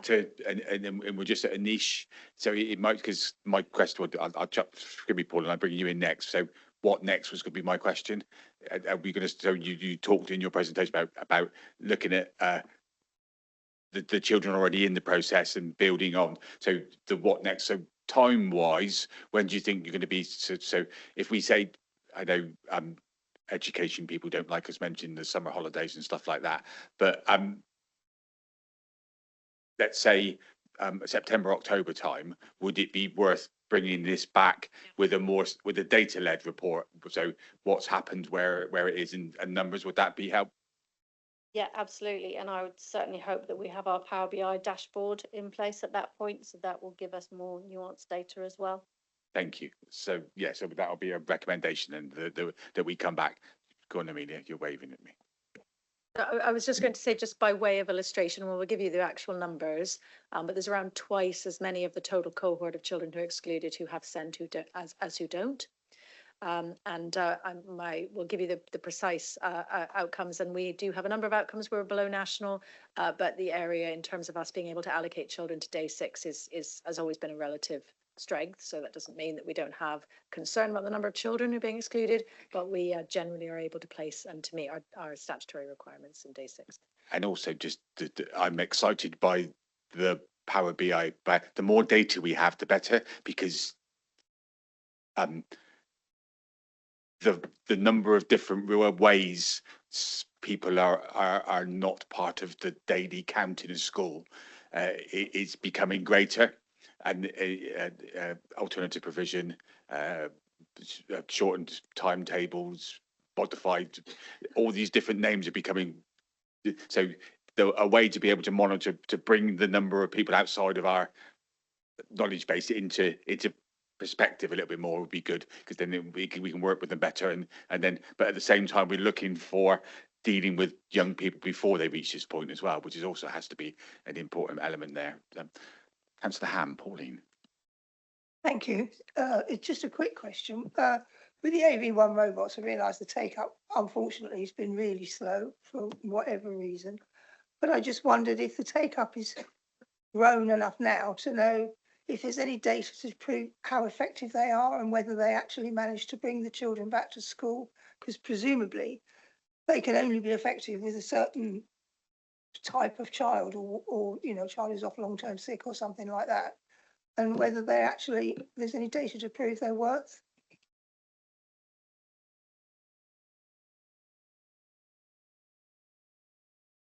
Not at the minute, but that is our priority, to collect that data. James Caswell, who is my Section 19 lead officer, he is particularly focused on the AV1 robot and collecting that data. So we haven't got any at the minute, but I should have some for September and October when I report. And also we want to be able to see that they're working and impactful, but also the type of needs that they're most successful for. And I think the more data, evidence-based data we have, the more the more of a kind of selling point we've got for our settings who are perhaps, and our families who have perhaps been a bit reluctant to use them in the past. Is there still an additional cost to be able to use it, to either the family or the school? Currently, we are holding that cost from our Section 19 budget, because that's just one of the tools that we've got in our kind of toolkit, really. Thank you. Thank you for that. I'm just shooting from the hip again. I know people tend to flinch when I do this.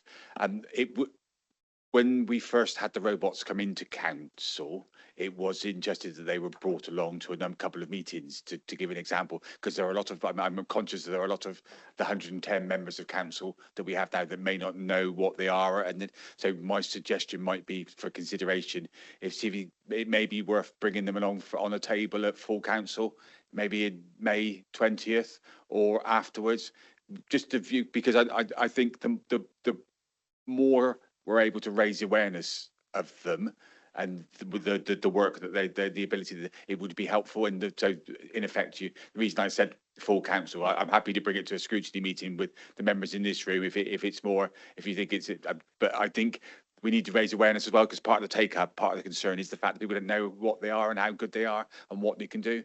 And as well as that, it's not Big Brother, it's also a way to do that. Just a suggestion, just kind of think of them as a sort of child-friendly teams, individual teams version, really. Yeah. Absolutely, thank you. Okay, I've no questions, so that's fine. So we'll look at bringing back at an appropriate time, September, October, with some more data and a bigger issue there. Maybe bring a robot along at some point in the future, so just to raise awareness. Were there no other points from this one, members? Were there? Thank you, Fee, for your time. If you want to knock your microphone off, and that'd be brilliant. Thank you. Having said that, I don't know. Okay, moving on then. So agenda item 9 is timeliness of EHC needs assessments, protection for backlog. What was the intent of this one? Bear with me.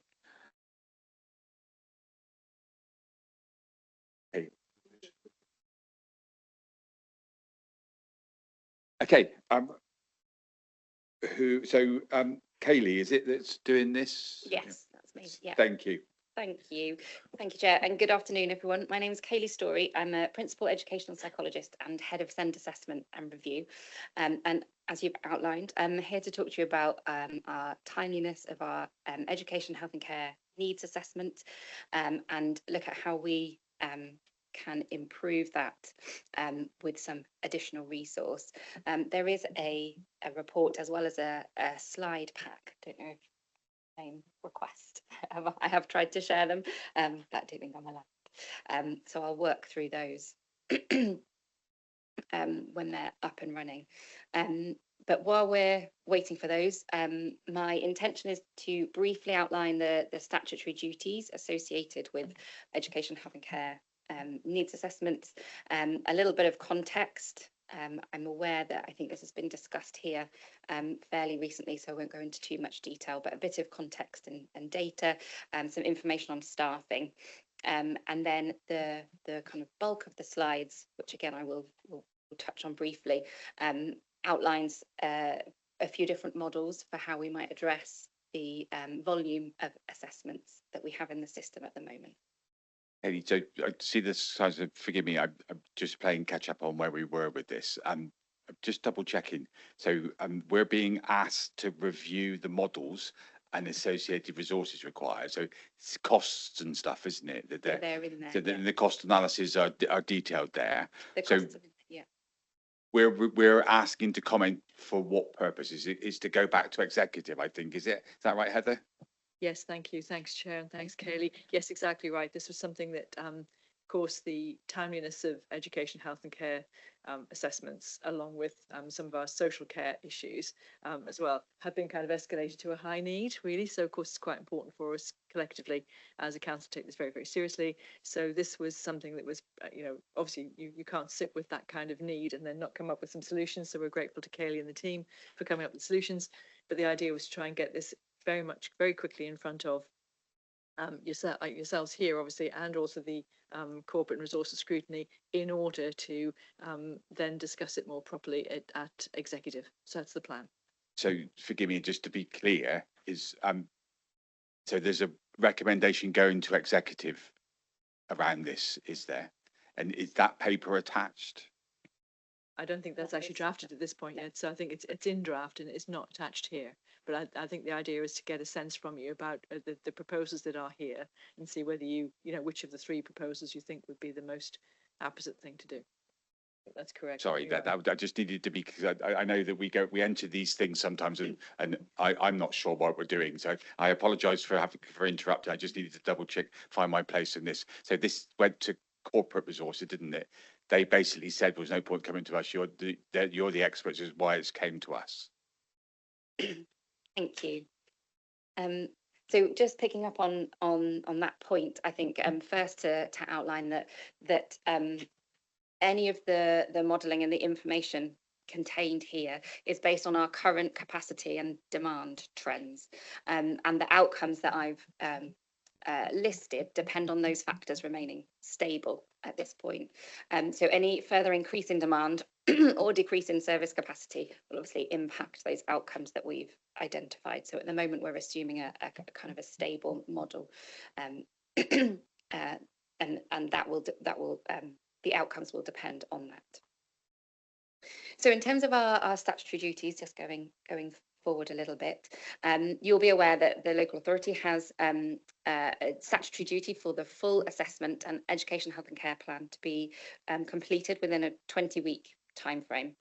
And if those statutory deadlines are missed, that risks financial and reputational impact for the local authority. Financial risk can come in the form of the Ombudsman, who can require financial remedies for prolonged missed provision, as well as financial risks in terms of those delays, increasing tribunals, increasing judicial reviews, and other additional operational costs in terms of managing that delay. The reputational risk is clear. I think that the Ombudsman's findings are published.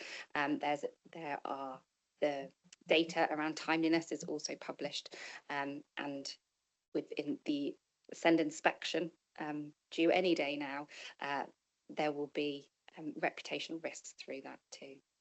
But most critically, I think that the missed deadlines and delays in the statutory assessment process delay the support for children and young people, delay having their needs identified and met in their schools, and that increases the risk of escalating needs and longer term costs associated with that.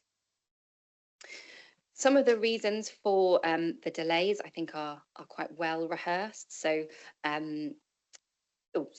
skipping ahead a bit. In terms of the data, just to give you a snapshot of that, our current timeliness sits below 5%. It varies quarter to quarter. I think at the moment it's about 1 or 2%. So it is extremely low and has been extremely low for some time. The key reason for that at the moment, as you can see on the bar chart there, is the assessment phase sitting with the educational psychology team. However, I think it's really important to note the delays across the system. So there are also really significant retention challenges in statutory send, and we're seeing with the volumes of work through here, through tribunals, through annual reviews, through lots of other work strands, seeing delays in other parts of the process as well. But in terms of the assessment, initial assessment, the educational psychology service, those delays sit within the educational psychology service at the moment. The data also gives us the context for why those delays are there and why we have a backlog of assessments. And there's been a really significant rise in the number of requests for assessment over the last 2 years. And kind of compounding that problem has been an increase in the proportion of requests progressing to assessment. We know that that can have some really positive impact. So it's really reduced our tribunals and taken some conflict out of the system. The other consequence of that is that we have more assessments in the system, which adds to that demand and needs more resource at that initial assessment phase. To add some staffing context, we have really significant recruitment and retention difficulties in the educational psychology service. You can see there that our current vacancies are about 11 full-time equivalents, and our total establishment for main grade psychologists is 26. So it's nearly half of our service that we don't have in post at the moment. There's a national context to recruitment and retention in educational psychology services, so we know that that's well documented.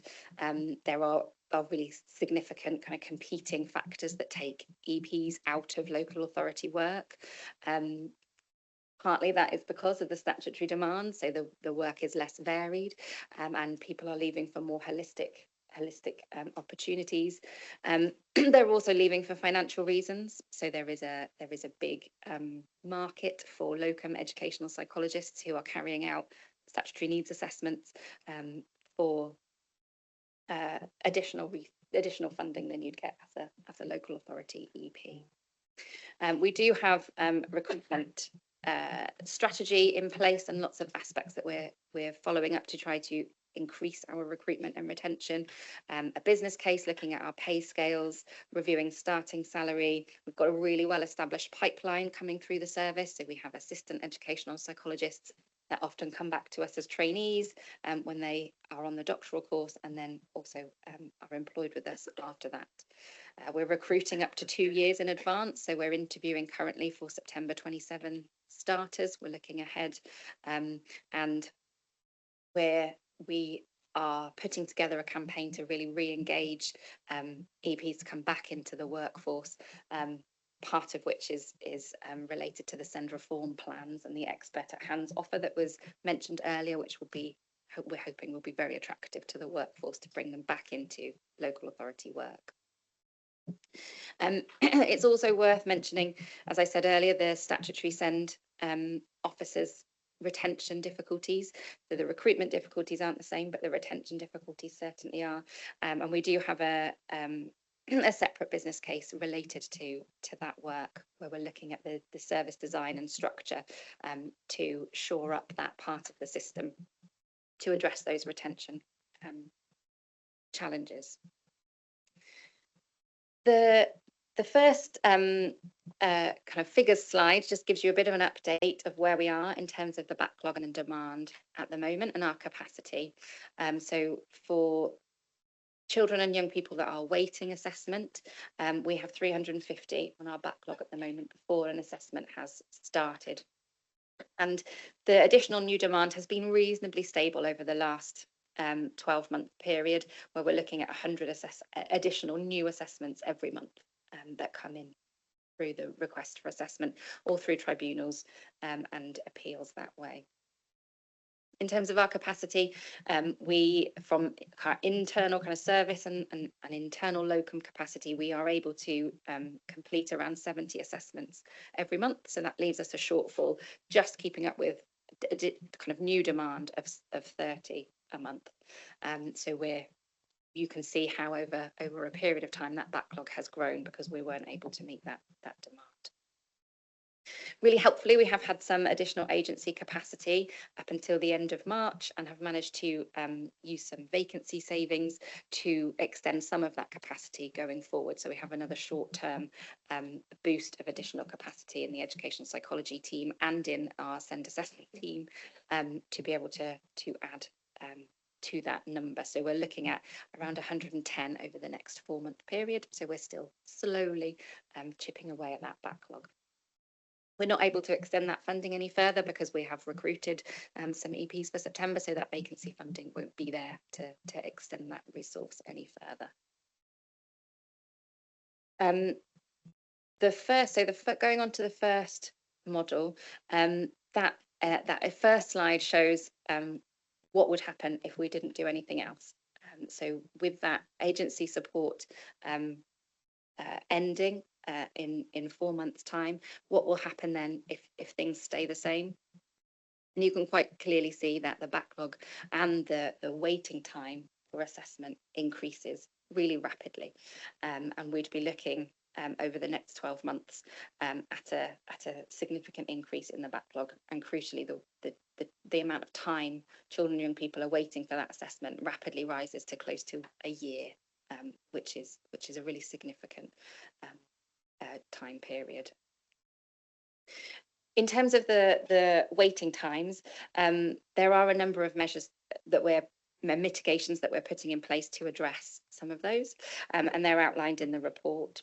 So all of the assessment cases are discussed at our locality meetings, and any support whilst waiting is discussed then and agreed then. We have a new local offer webpage for families that provides details of the waiting times and guidance on where to find additional support. And we've had some really positive feedback about the information there. It really helps to add to that transparent communication for families. We do have a prioritisation strategy that currently focuses on children who are looked after and some complex cases, particularly in the early years where children need to go into a specialist placement. To this point, largely, we have been allocating assessments in the order at which they were requested, so that the people that have been waiting the longest have been prioritised. That is largely the reason for the significant lack of timeliness, that everyone then waits for an assessment, essentially. That is reviewed on a monthly basis, and we're currently having a conversation about how we move that, so how we can increase our timeliness for some children and young people. We're also using remote assessments, which is again so we can use a national workforce. That's very typical across services at the moment. Everyone is having to work nationally to find resource to carry out their assessments. So the next few slides, I won't go into detail. We might just have a look at the first one. Sets out, I think it's 4 models that look at how we would address the backlog over different time periods. So the first one looks at 12 months, and it outlines the resource that we would need to address the backlog in that time. So we would have no unallocated assessments, and also to address timeliness, so that our timeliness rose to around 40% at the end of that 12-month period. There are associated costs on those page, which are all agency costs. So that's educational psychology agency costs. That is our ROs, our assessment reviewing officers. Those are agency costs. The business support is a standard post. Currently, those are agency costs on there. The other models go through a similar trajectory, so it just shows that the backlog reduces more slowly over 18 months, over 24 months, and over 36 months. So it demonstrates the difference in demand and the difference in costs, and how that picture would look over those intervening time periods. There's a helpful summary slide at the end, which shows the kind of key milestones at 6 months, 12 months, 18 months, 24 months, and 36 months. So you can compare across the models there too. Essentially, all of them do the same thing over different time periods. So the shorter models, you would see a quicker increase in timeliness and a quicker increase in a quicker decrease, in the waiting times, and in the other models you would see a slower improvement in those. The last thing I wanted to point out is the last slide, really, to just highlight the connectivity and the link between timeliness and waiting times. That last slide shows that without additional resource, it's really impossible to address either. So if we start to think about timeliness now, it will mean that some children have their assessments on time very, very quickly. But for the children that are waiting, if we don't have the additional resource, those children that are waiting will wait even longer, and that wait will increase the more that timeliness increases. So we'll have that real disparity. So with additional resource to be able to meet the demand and address the backlog, we'd be able to address both of those things. So timeliness would increase slowly, but crucially, the waiting times would not escalate as a result. Very happy to take any questions. Thank you.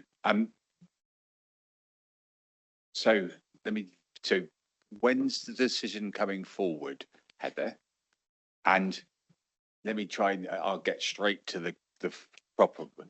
How much is budgeted? Well, I suppose second one first. This isn't budgeted. This would be for the focus of a separate business case, and it's making a case to actually make this difference and invest in this in order to clear this backlog. And that's why there's a lot of work going into the business case paper for this, as you can imagine. A lot of work's already been done in terms of some background detail and so on, which we shared with you. But in terms of getting it into the business case, forgive me, I think this is coming on the May the 6th. I think it is coming at the next one in May, isn't it? It's not June. I think it's coming to executive next from here. I think, but I could be wrong. So I don't want to just busk this one. I look to Amelia in case she knows more about where it's going next. The full decision paper is imminent coming forward, and this is really to get a light touch on what the committee's opinion with. I'm willing. I've written the answer down, and I'm willing to wait and see what my colleagues come up with. But so that's that one. So let me start by saying thank you for the presentation and the report. Thank you for including the process charts. Members, so that you're aware, at the pre-meet, one of the things that I said is we need to be clearer on how the process, all these things bringing in is fine, but if the public are not quite aware of where they sit in the flowchart, then so the flowcharts are really helpful. So thank you for that. So we've established there's no budget. It's coming forward, and this is asking for this committee's opinion. Francis. Thank you, Mr. Chairman. I did go to the corporate scrutiny that this came to as a corporate risk, because it is a corporate risk. It's not something held by children. It's a council risk. I asked a question at the exec last time as to the timeline and a flowchart and timeline as to when a decision will be taken, and I'm awaiting an answer on that. But I know it is coming to exec. I think either in May or June. In June for a decision, because this is clearly we need to sort the. You got too many microphones open. That's why it was. What we're going to be doing as a council. In the long term, the cheapest option is to go for the quickest one. It's the most expensive per year, but it's the cheapest overall. That would make it feel like that's what we want to go for now. I think that there are two questions. One is, are there enough ed sites in the country to do it like that? And if we are setting ourselves up to fail, it would be better to go for the 2 years. I think 3 years is totally unconscionable. 18 months would be better, 12 months would be better still. The other thing is, absolutely, the red thing at the top of the paper saying this is talking about a stable thing. We know, we also know that there isn't any money, but we also know that EHCP applications are going to go on going up, according to the DFE, until 2035. So this won't be the last we've heard of it.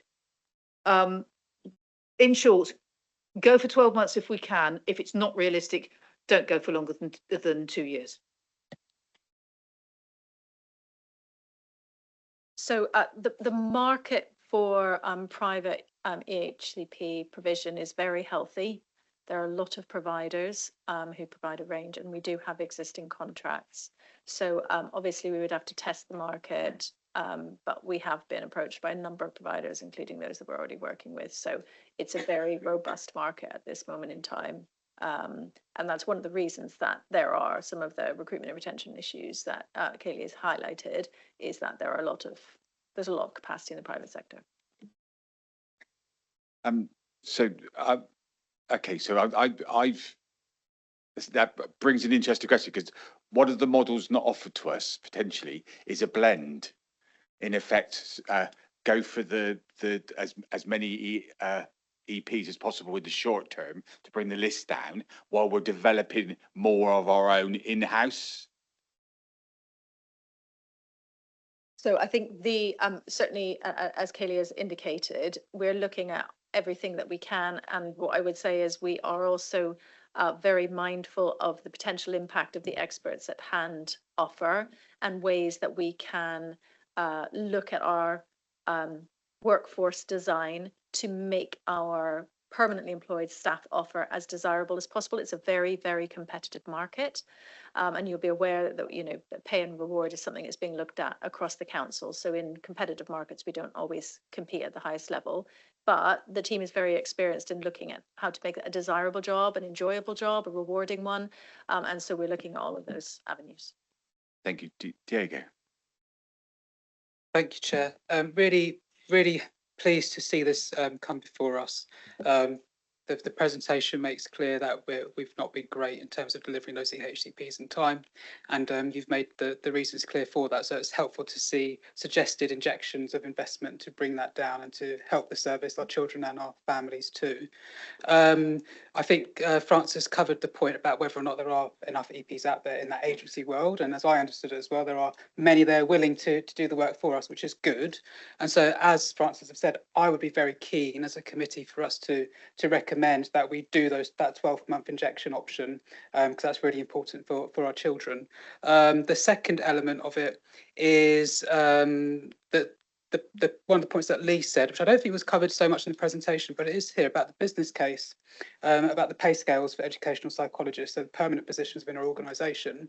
There is no financial cost attached to the suggestions within the business case for the increase in pay scales, and I'm wondering what that is. And because we can't really, I suggest, recommend anything about the pay scales without knowing the cost implication. What we do know is that short-term injection of cash for the EPs.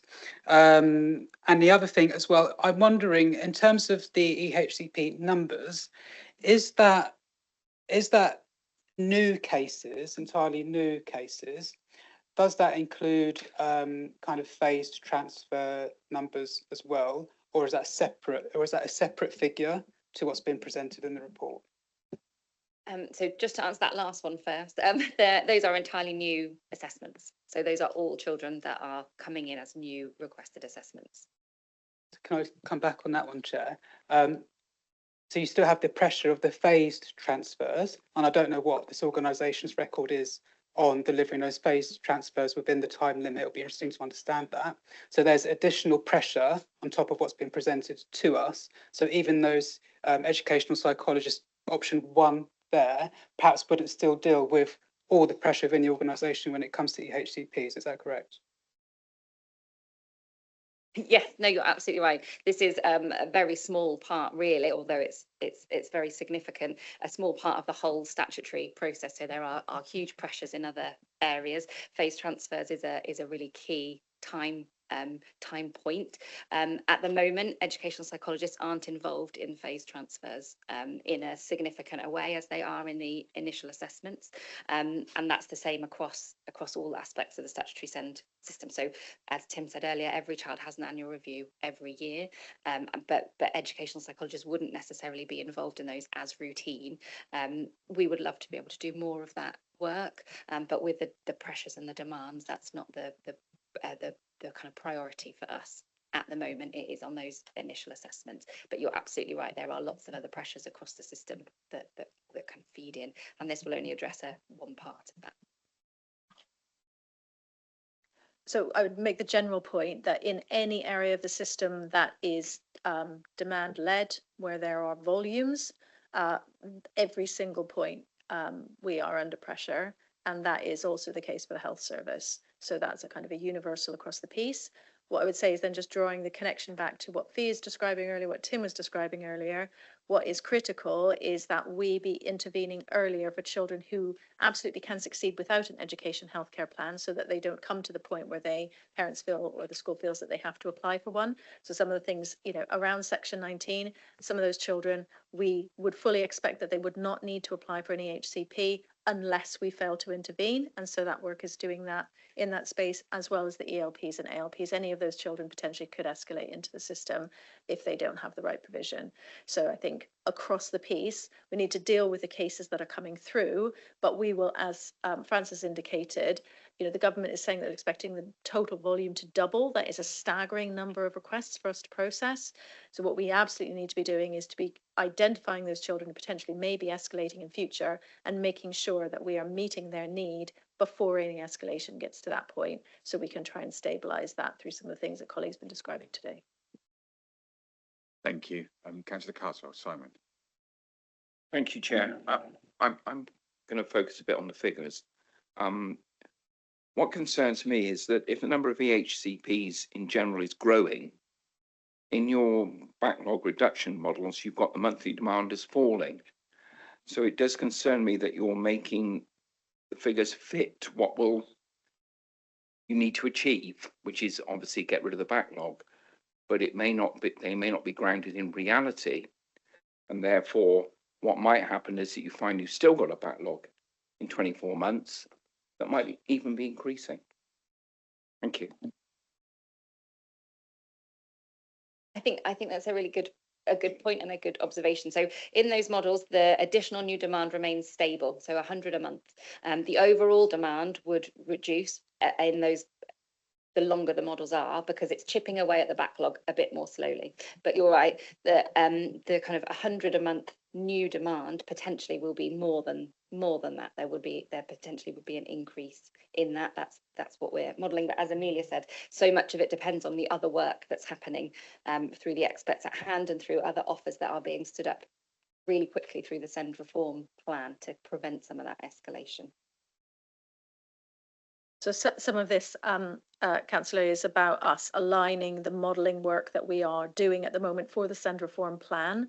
So Business Intelligence are rerunning all of our models based on the data that we've had for the assumptions we've had from the DFE. All of our models are based on reduction in demand. They're saying that they're expecting that to double. So we do need to look at our models, but also I think we can be optimistic that we do have some really solid plans in place. If the government says that things will double, they will double, and there's not a great deal we can do about that. But I think we are looking at all of our assumptions locally, because simply because a national trend is in place doesn't mean that that will necessarily track that exactly in Somerset. And we do have a falling birth rate. So some of that demand for HCPs is being mitigated by simply fewer children. Just come back quickly, Chair.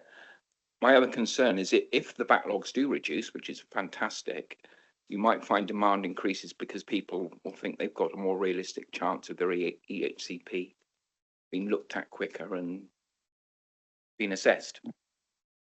I think what we've seen in terms of some of the patterns, and we obviously, and Ruth obviously is her team do a fantastic job in terms of keeping us kind of on the pulse of what parent carers are saying. There has been nationally a real surge in demand driven by the uncertainty associated with the national direction of travel, concern that EHCPs might be harder to get in future. So I think the action locally is having anecdotally less of an effect than the national debate, which is becoming, I think, only more heated. So there is real concern, parent carer groups, about the impact of moving away from EHCPs for some children. That's not something we have any control over. I think it is helpful that the national debate is now out and not just coming through leaks or through supposition, but there is still a lot of anxiety in the parent carer group. And likely is that the the mad rush hasn't quite hit us yet. I would suggest so that there's that in it, and but then it's interesting. We're being asked to look at our crystal ball again, and we can make the best guess based on the information we have currently, and keep your fingers crossed. But for me, I think it's good that we're chipping down, but also the other things are helping us earlier on in the process. So hopefully it should be getting easier. But it's an interesting, it's the known unknowns and the unknown knowns and all of those again, isn't it? Councillor Cravis, Marcus. Yeah, thank you, Chair. Yeah, I suppose mine was a question on looking into the crystal ball, because obviously it's a political decision. I mean, I once used the word, I think it was in this committee, I used the word hysteria, and someone got really upset with me for using that when it came to planning matters. So I'll use the word noise, and it's quite interesting on some WhatsApp groups that how much noise there is about we need to pay our planning officers more, we need to pay enforcement officers more because we've only got one or half or two, and but actually I've never ever heard anyone mention EP in a council WhatsApp group ever, I don't think, and I think that's shameful, and every councillor on the group should be slightly ashamed they don't know more about it. But my crystal ball question was, I see it's 36 months and I've sort of head around it, but what about 5 years? Are we gonna, for those people who get re-elected in next May, are you in 5 or 6 years' time going to be looking at this in even more of an issue, and the whole thing's going to fall apart? And how do we prevent that? Or I suppose we've got, but what about that 5 and 10 year plan? Because you've talked about now the 36 months, but then as Councillor Carswell said, it's making assumptions, and then he's telling us the government's saying something else, and we never quite know what's going to happen with national government either. So so that is a bit of a crystal ball question, but I think it needs raising. Thank you. So obviously the space in relation to EHCPs is very much shaped by what the government has published in the schools white paper. Their intention is to change the legislation in relation to EHCPs, but the timing for that falls after the election. So obviously, politicians, will have their own views about the implications of a decision like that being on the other side of an election. The intention is that over time, and this is a 10-year program, they would see EHCPs reserved for a smaller number of children with the highest level of need. Obviously, that's a highly debated issue. The consultation is still open. And the financial responsibility for the implications of planning is intended to move to the DFE in 2030. So the local authority only has responsibility for a period of time of another 3 years. So the published intention of the government is to change the landscape, but that is subject to consultation. It is a long way off, and it is a hotly contested issue, and the political views on that are very conflicted. So I think from our perspective, what will actually happen over that 10-year period is quite hard to predict. Okay, well, you're looking. Because you say it's hotly contested, and even me, in my limited knowledge, would think, is the government starting to think, tick box exercise in AI? I mean, how are they? I can understand why it's hotly contested at local level. Am I on the right lines? So I think what the government is aiming to do is to change the landscape so that planning moves more into the school space. The majority, a larger number of children would have an individual plan, but that plan would be held by the school. The local authority would not be involved. So only in the most complex cases would the multi-agency, the local authority, hold that statutory EHCP. That's the stated intent, is that they would draw the line in a different place. We do have some very complex cases that we work in a multi-agency way on a dynamic support register. The line might be slightly slower than that, but potentially not much. But they are looking at a different model. I think the issue is that from a political perspective or from a parent carer perspective, there's huge concerns that what is being proposed would water down the legal rights of parents. And given how difficult the system is at this moment in time, that's very alarming to some people.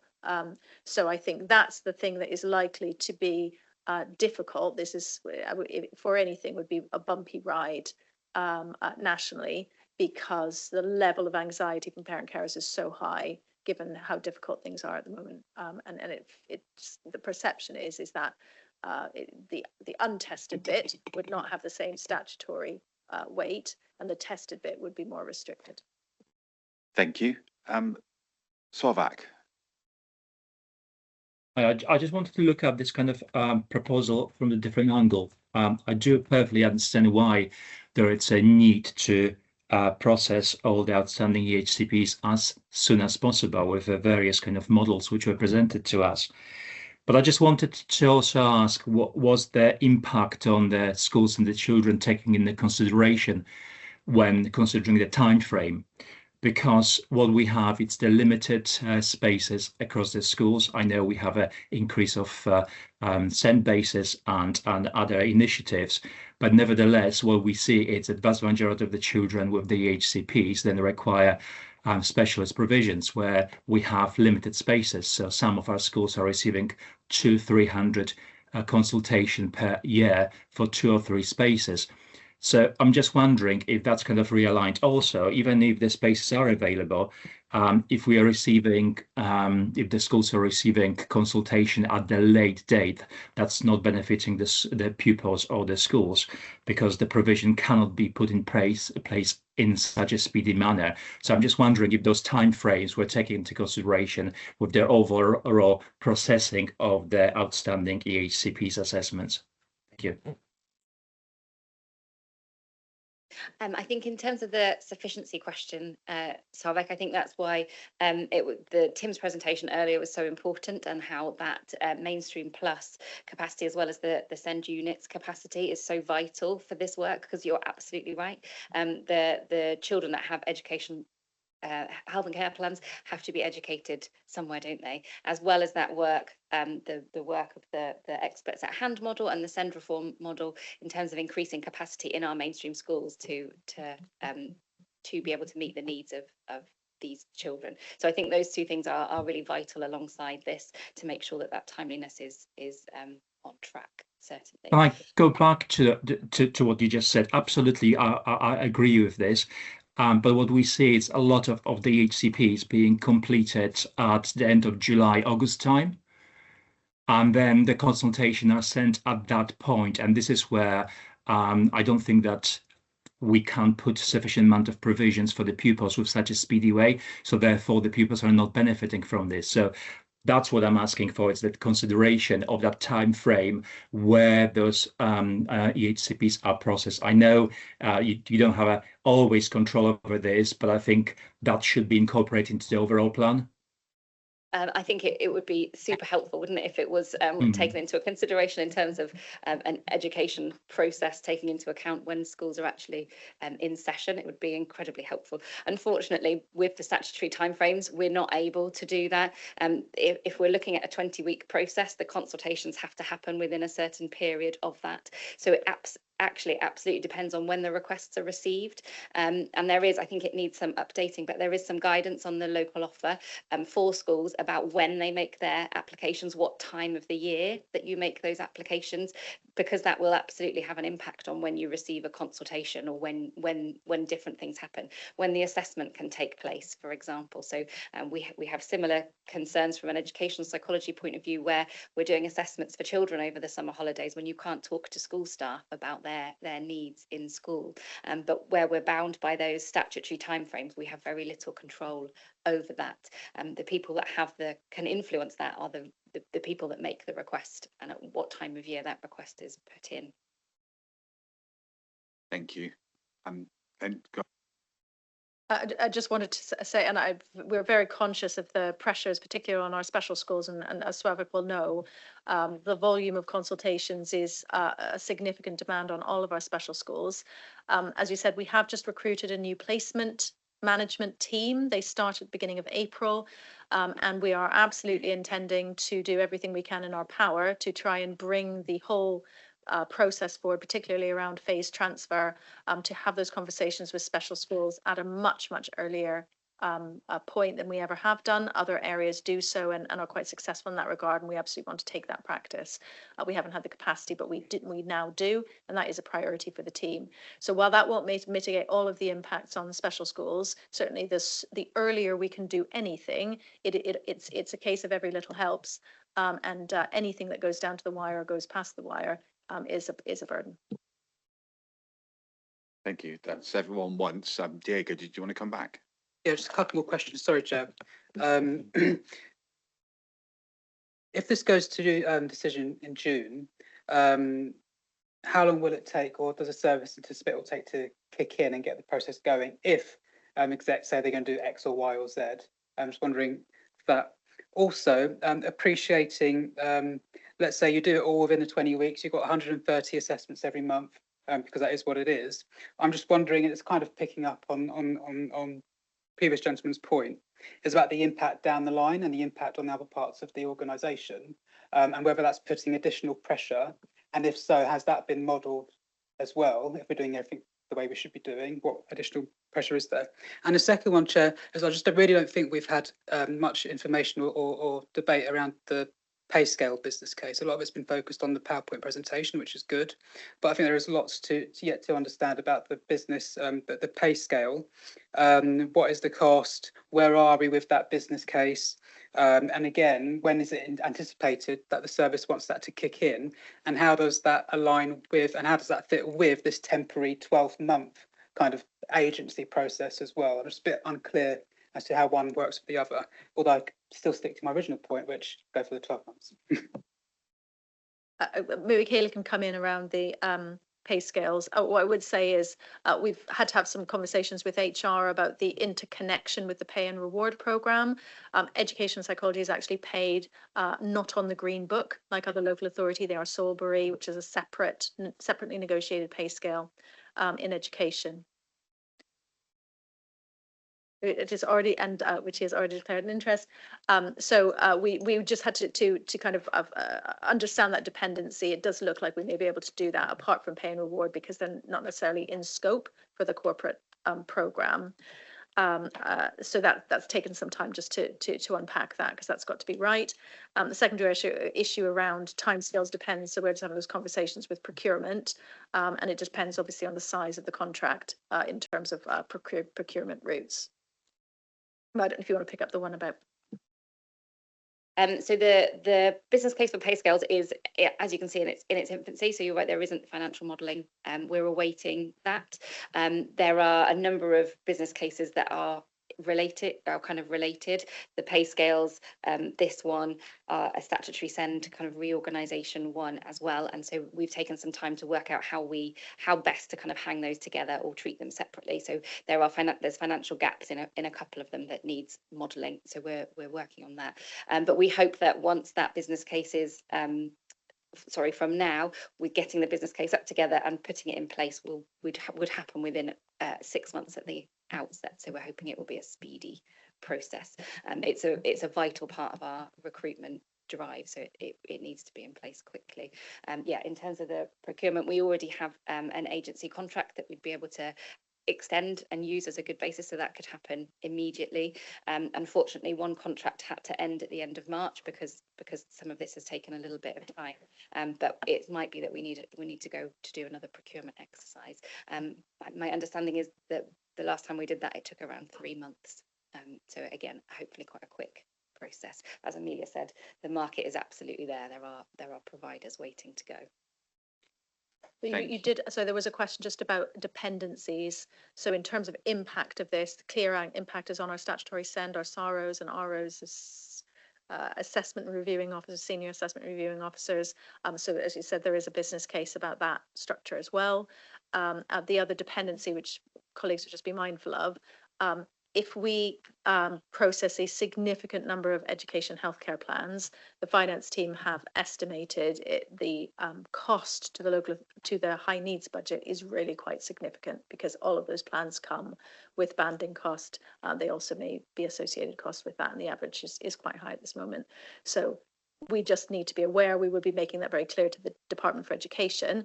It's their statutory timescale, but in terms of them looking at SEND reform, we may be seeing some of those costs come through because simply of timeliness improving. Thank you for that. Okay, so just to be clear, we can only comment on the information we have in front of us. And I know that both Amelia and Heather have been making notes as we go along, because we covered a number of points that I won't necessarily be able to recount in my summary. But it goes back to the way that we can influence things without necessarily making it a formal recommendation. The first bit I've written down to achievability. There are so many different factors that are going to impact this to do it. But at the end of the day, I think the consensus from this room is around doing it as quick as possible, and finding a way to get that. However, what we have to then say, as been indicated by a number of you, is going to be the consequential impact on the things that sit underneath. Are the schools going to be able to take all those new EHCPs, the timeliness? So it's a multitude of it, but we have to move forward with reducing the number of the backlog. So that, I think that's something that keeps coming back and back and back. What I will say is that we may want to, we're going to obviously have to consider what our finance colleagues say. So that's a bit that comes out of this. But I would suggest that our consensus did the 12-month option with the view. But what I will say, and that's something that I did put down, is to make a suggestion. You may want a 6-month review in that, just so that you can come back and say, actually, that's working well, or that's always gone faster than we want, or this impact was something. So the suggestion I was going to add into it would be a 6-month review that gives you the chance to have a look back and forward at the same time to see what things have changed about it. The pay scale thing is going to be the problem. The problem I always have is when you start. So what happens when Devon put their rates up? What happens when Dorset? There are other councils in a better financial position than us that will go, well, and then they say, well, Somerset have put their rate up, so we've had to put. It's that bidding game that you get into within the southwest, and the further you get to the seaside, the higher it goes. So it's an issue that you have there, and it becomes more tempting when you chuck in the surfboard as well. But it's something that needs to be considered. Yeah, we can only consider in front of us pay scales. What if the numbers keep going up? Other initiatives, etc. Yeah. So unless anyone says anything, so our comments have been heard. I would suggest that the 12-month option is the one that this committee would say. However, with the attached caveats. Any disagreement around the room? Okay. So I think that one is there for that. Again, we welcome it back when it becomes substantive. I think the fact that today's agenda items has helped hopefully give the committee members more of an understanding over this. And it goes back to what I've said before, that the whole SEND system is massive, and it's more, we've got enough to worry about with policy development than finance, which is why we talked about the member-led panel. Any other points or comments, members? Okay, thank you. So bear with me, we are almost there. 17:11. So next item on our agenda is item 10, which is our forward plan. Jack, do you want to speak to it? Just because obviously we keep up bumping. I'll pause for a second. You will notice in item 11 we've got the LGSCO disputes resolution quarterly update. We asked for that to come back to us. Our items are so, our list of for this meetings are so. I said we took a decision to circulate it between meetings so that if members want to read it and have a look at it, so we can say that we've received it, but it dealt with it that way. Jack. Yeah, thank you, Chair. I wanted to highlight that from our forward plan, the disputes and resolutions quarterly update had been circulated to members in advance of this meeting, and then the next meeting is scheduled for the 18th of May. Looking at the week commencing 11th of May, you have 2 dates, 11th of May or 13th of May, to hold the meeting. Anything later would be obviously not good for officers to include the comments back from scrutiny. So, and I would also suggest maybe going for 13th of May because we have bank holiday. And that gives a little bit more time to officers as well to prepare the report. Otherwise, that would impact the deadlines, for the report. As far as the special meeting, what we've agreed is that it will defer it. There's a lot of people that need to be there. So if the 11th and 13th, just tentatively put them as a hold, but we need to have conversations with other people beforehand to make sure we have the right people in the room for us at that time. So that's fine. Just to be clear, so you'll see for the items for the May meeting, the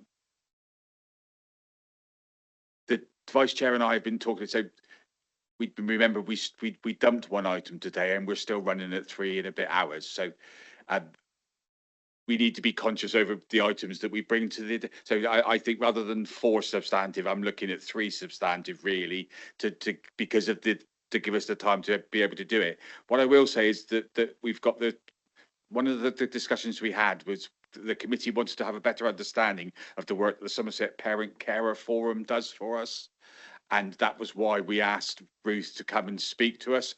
I still think that's an item, but rather than an item to debate, that's more Ruth comes and gives us a presentation about what they do. So there's no decision linked to that. But the next bits that are there are things. So we've got the travel policy that's coming back. We've got the AI policy that we need to look at. We've got the SEND funding framework introducing banding consultation, which is coming. And there's also on there feedback from schools at the moment. So we're going to have to start having a view. What I will say to officers out loud, if you think it's an item that can be, if it's going to come to note, bring us the report sooner and I'll share it between meetings, so that we can say that the committee have had the chance to comment, because otherwise I would rather have substantive items that we're able to influence at a meeting than a presentation that should take 20 minutes, takes half an hour, and we end up going, yes, okay. It's a better use of our time. Does that make sense? So otherwise, any other points or comments in relation to our forward plan? Not from me, Chair, but I think the point what you just said about presentation time per item is about keeping to 10 to 15 minutes. It's a very good point. So you can have time, for members to ask queries and questions. Okay. Any other points or comments? No. Forward plan done. Items circulated for information we've dealt with. Meeting close 17:15. Thank you very much for your time.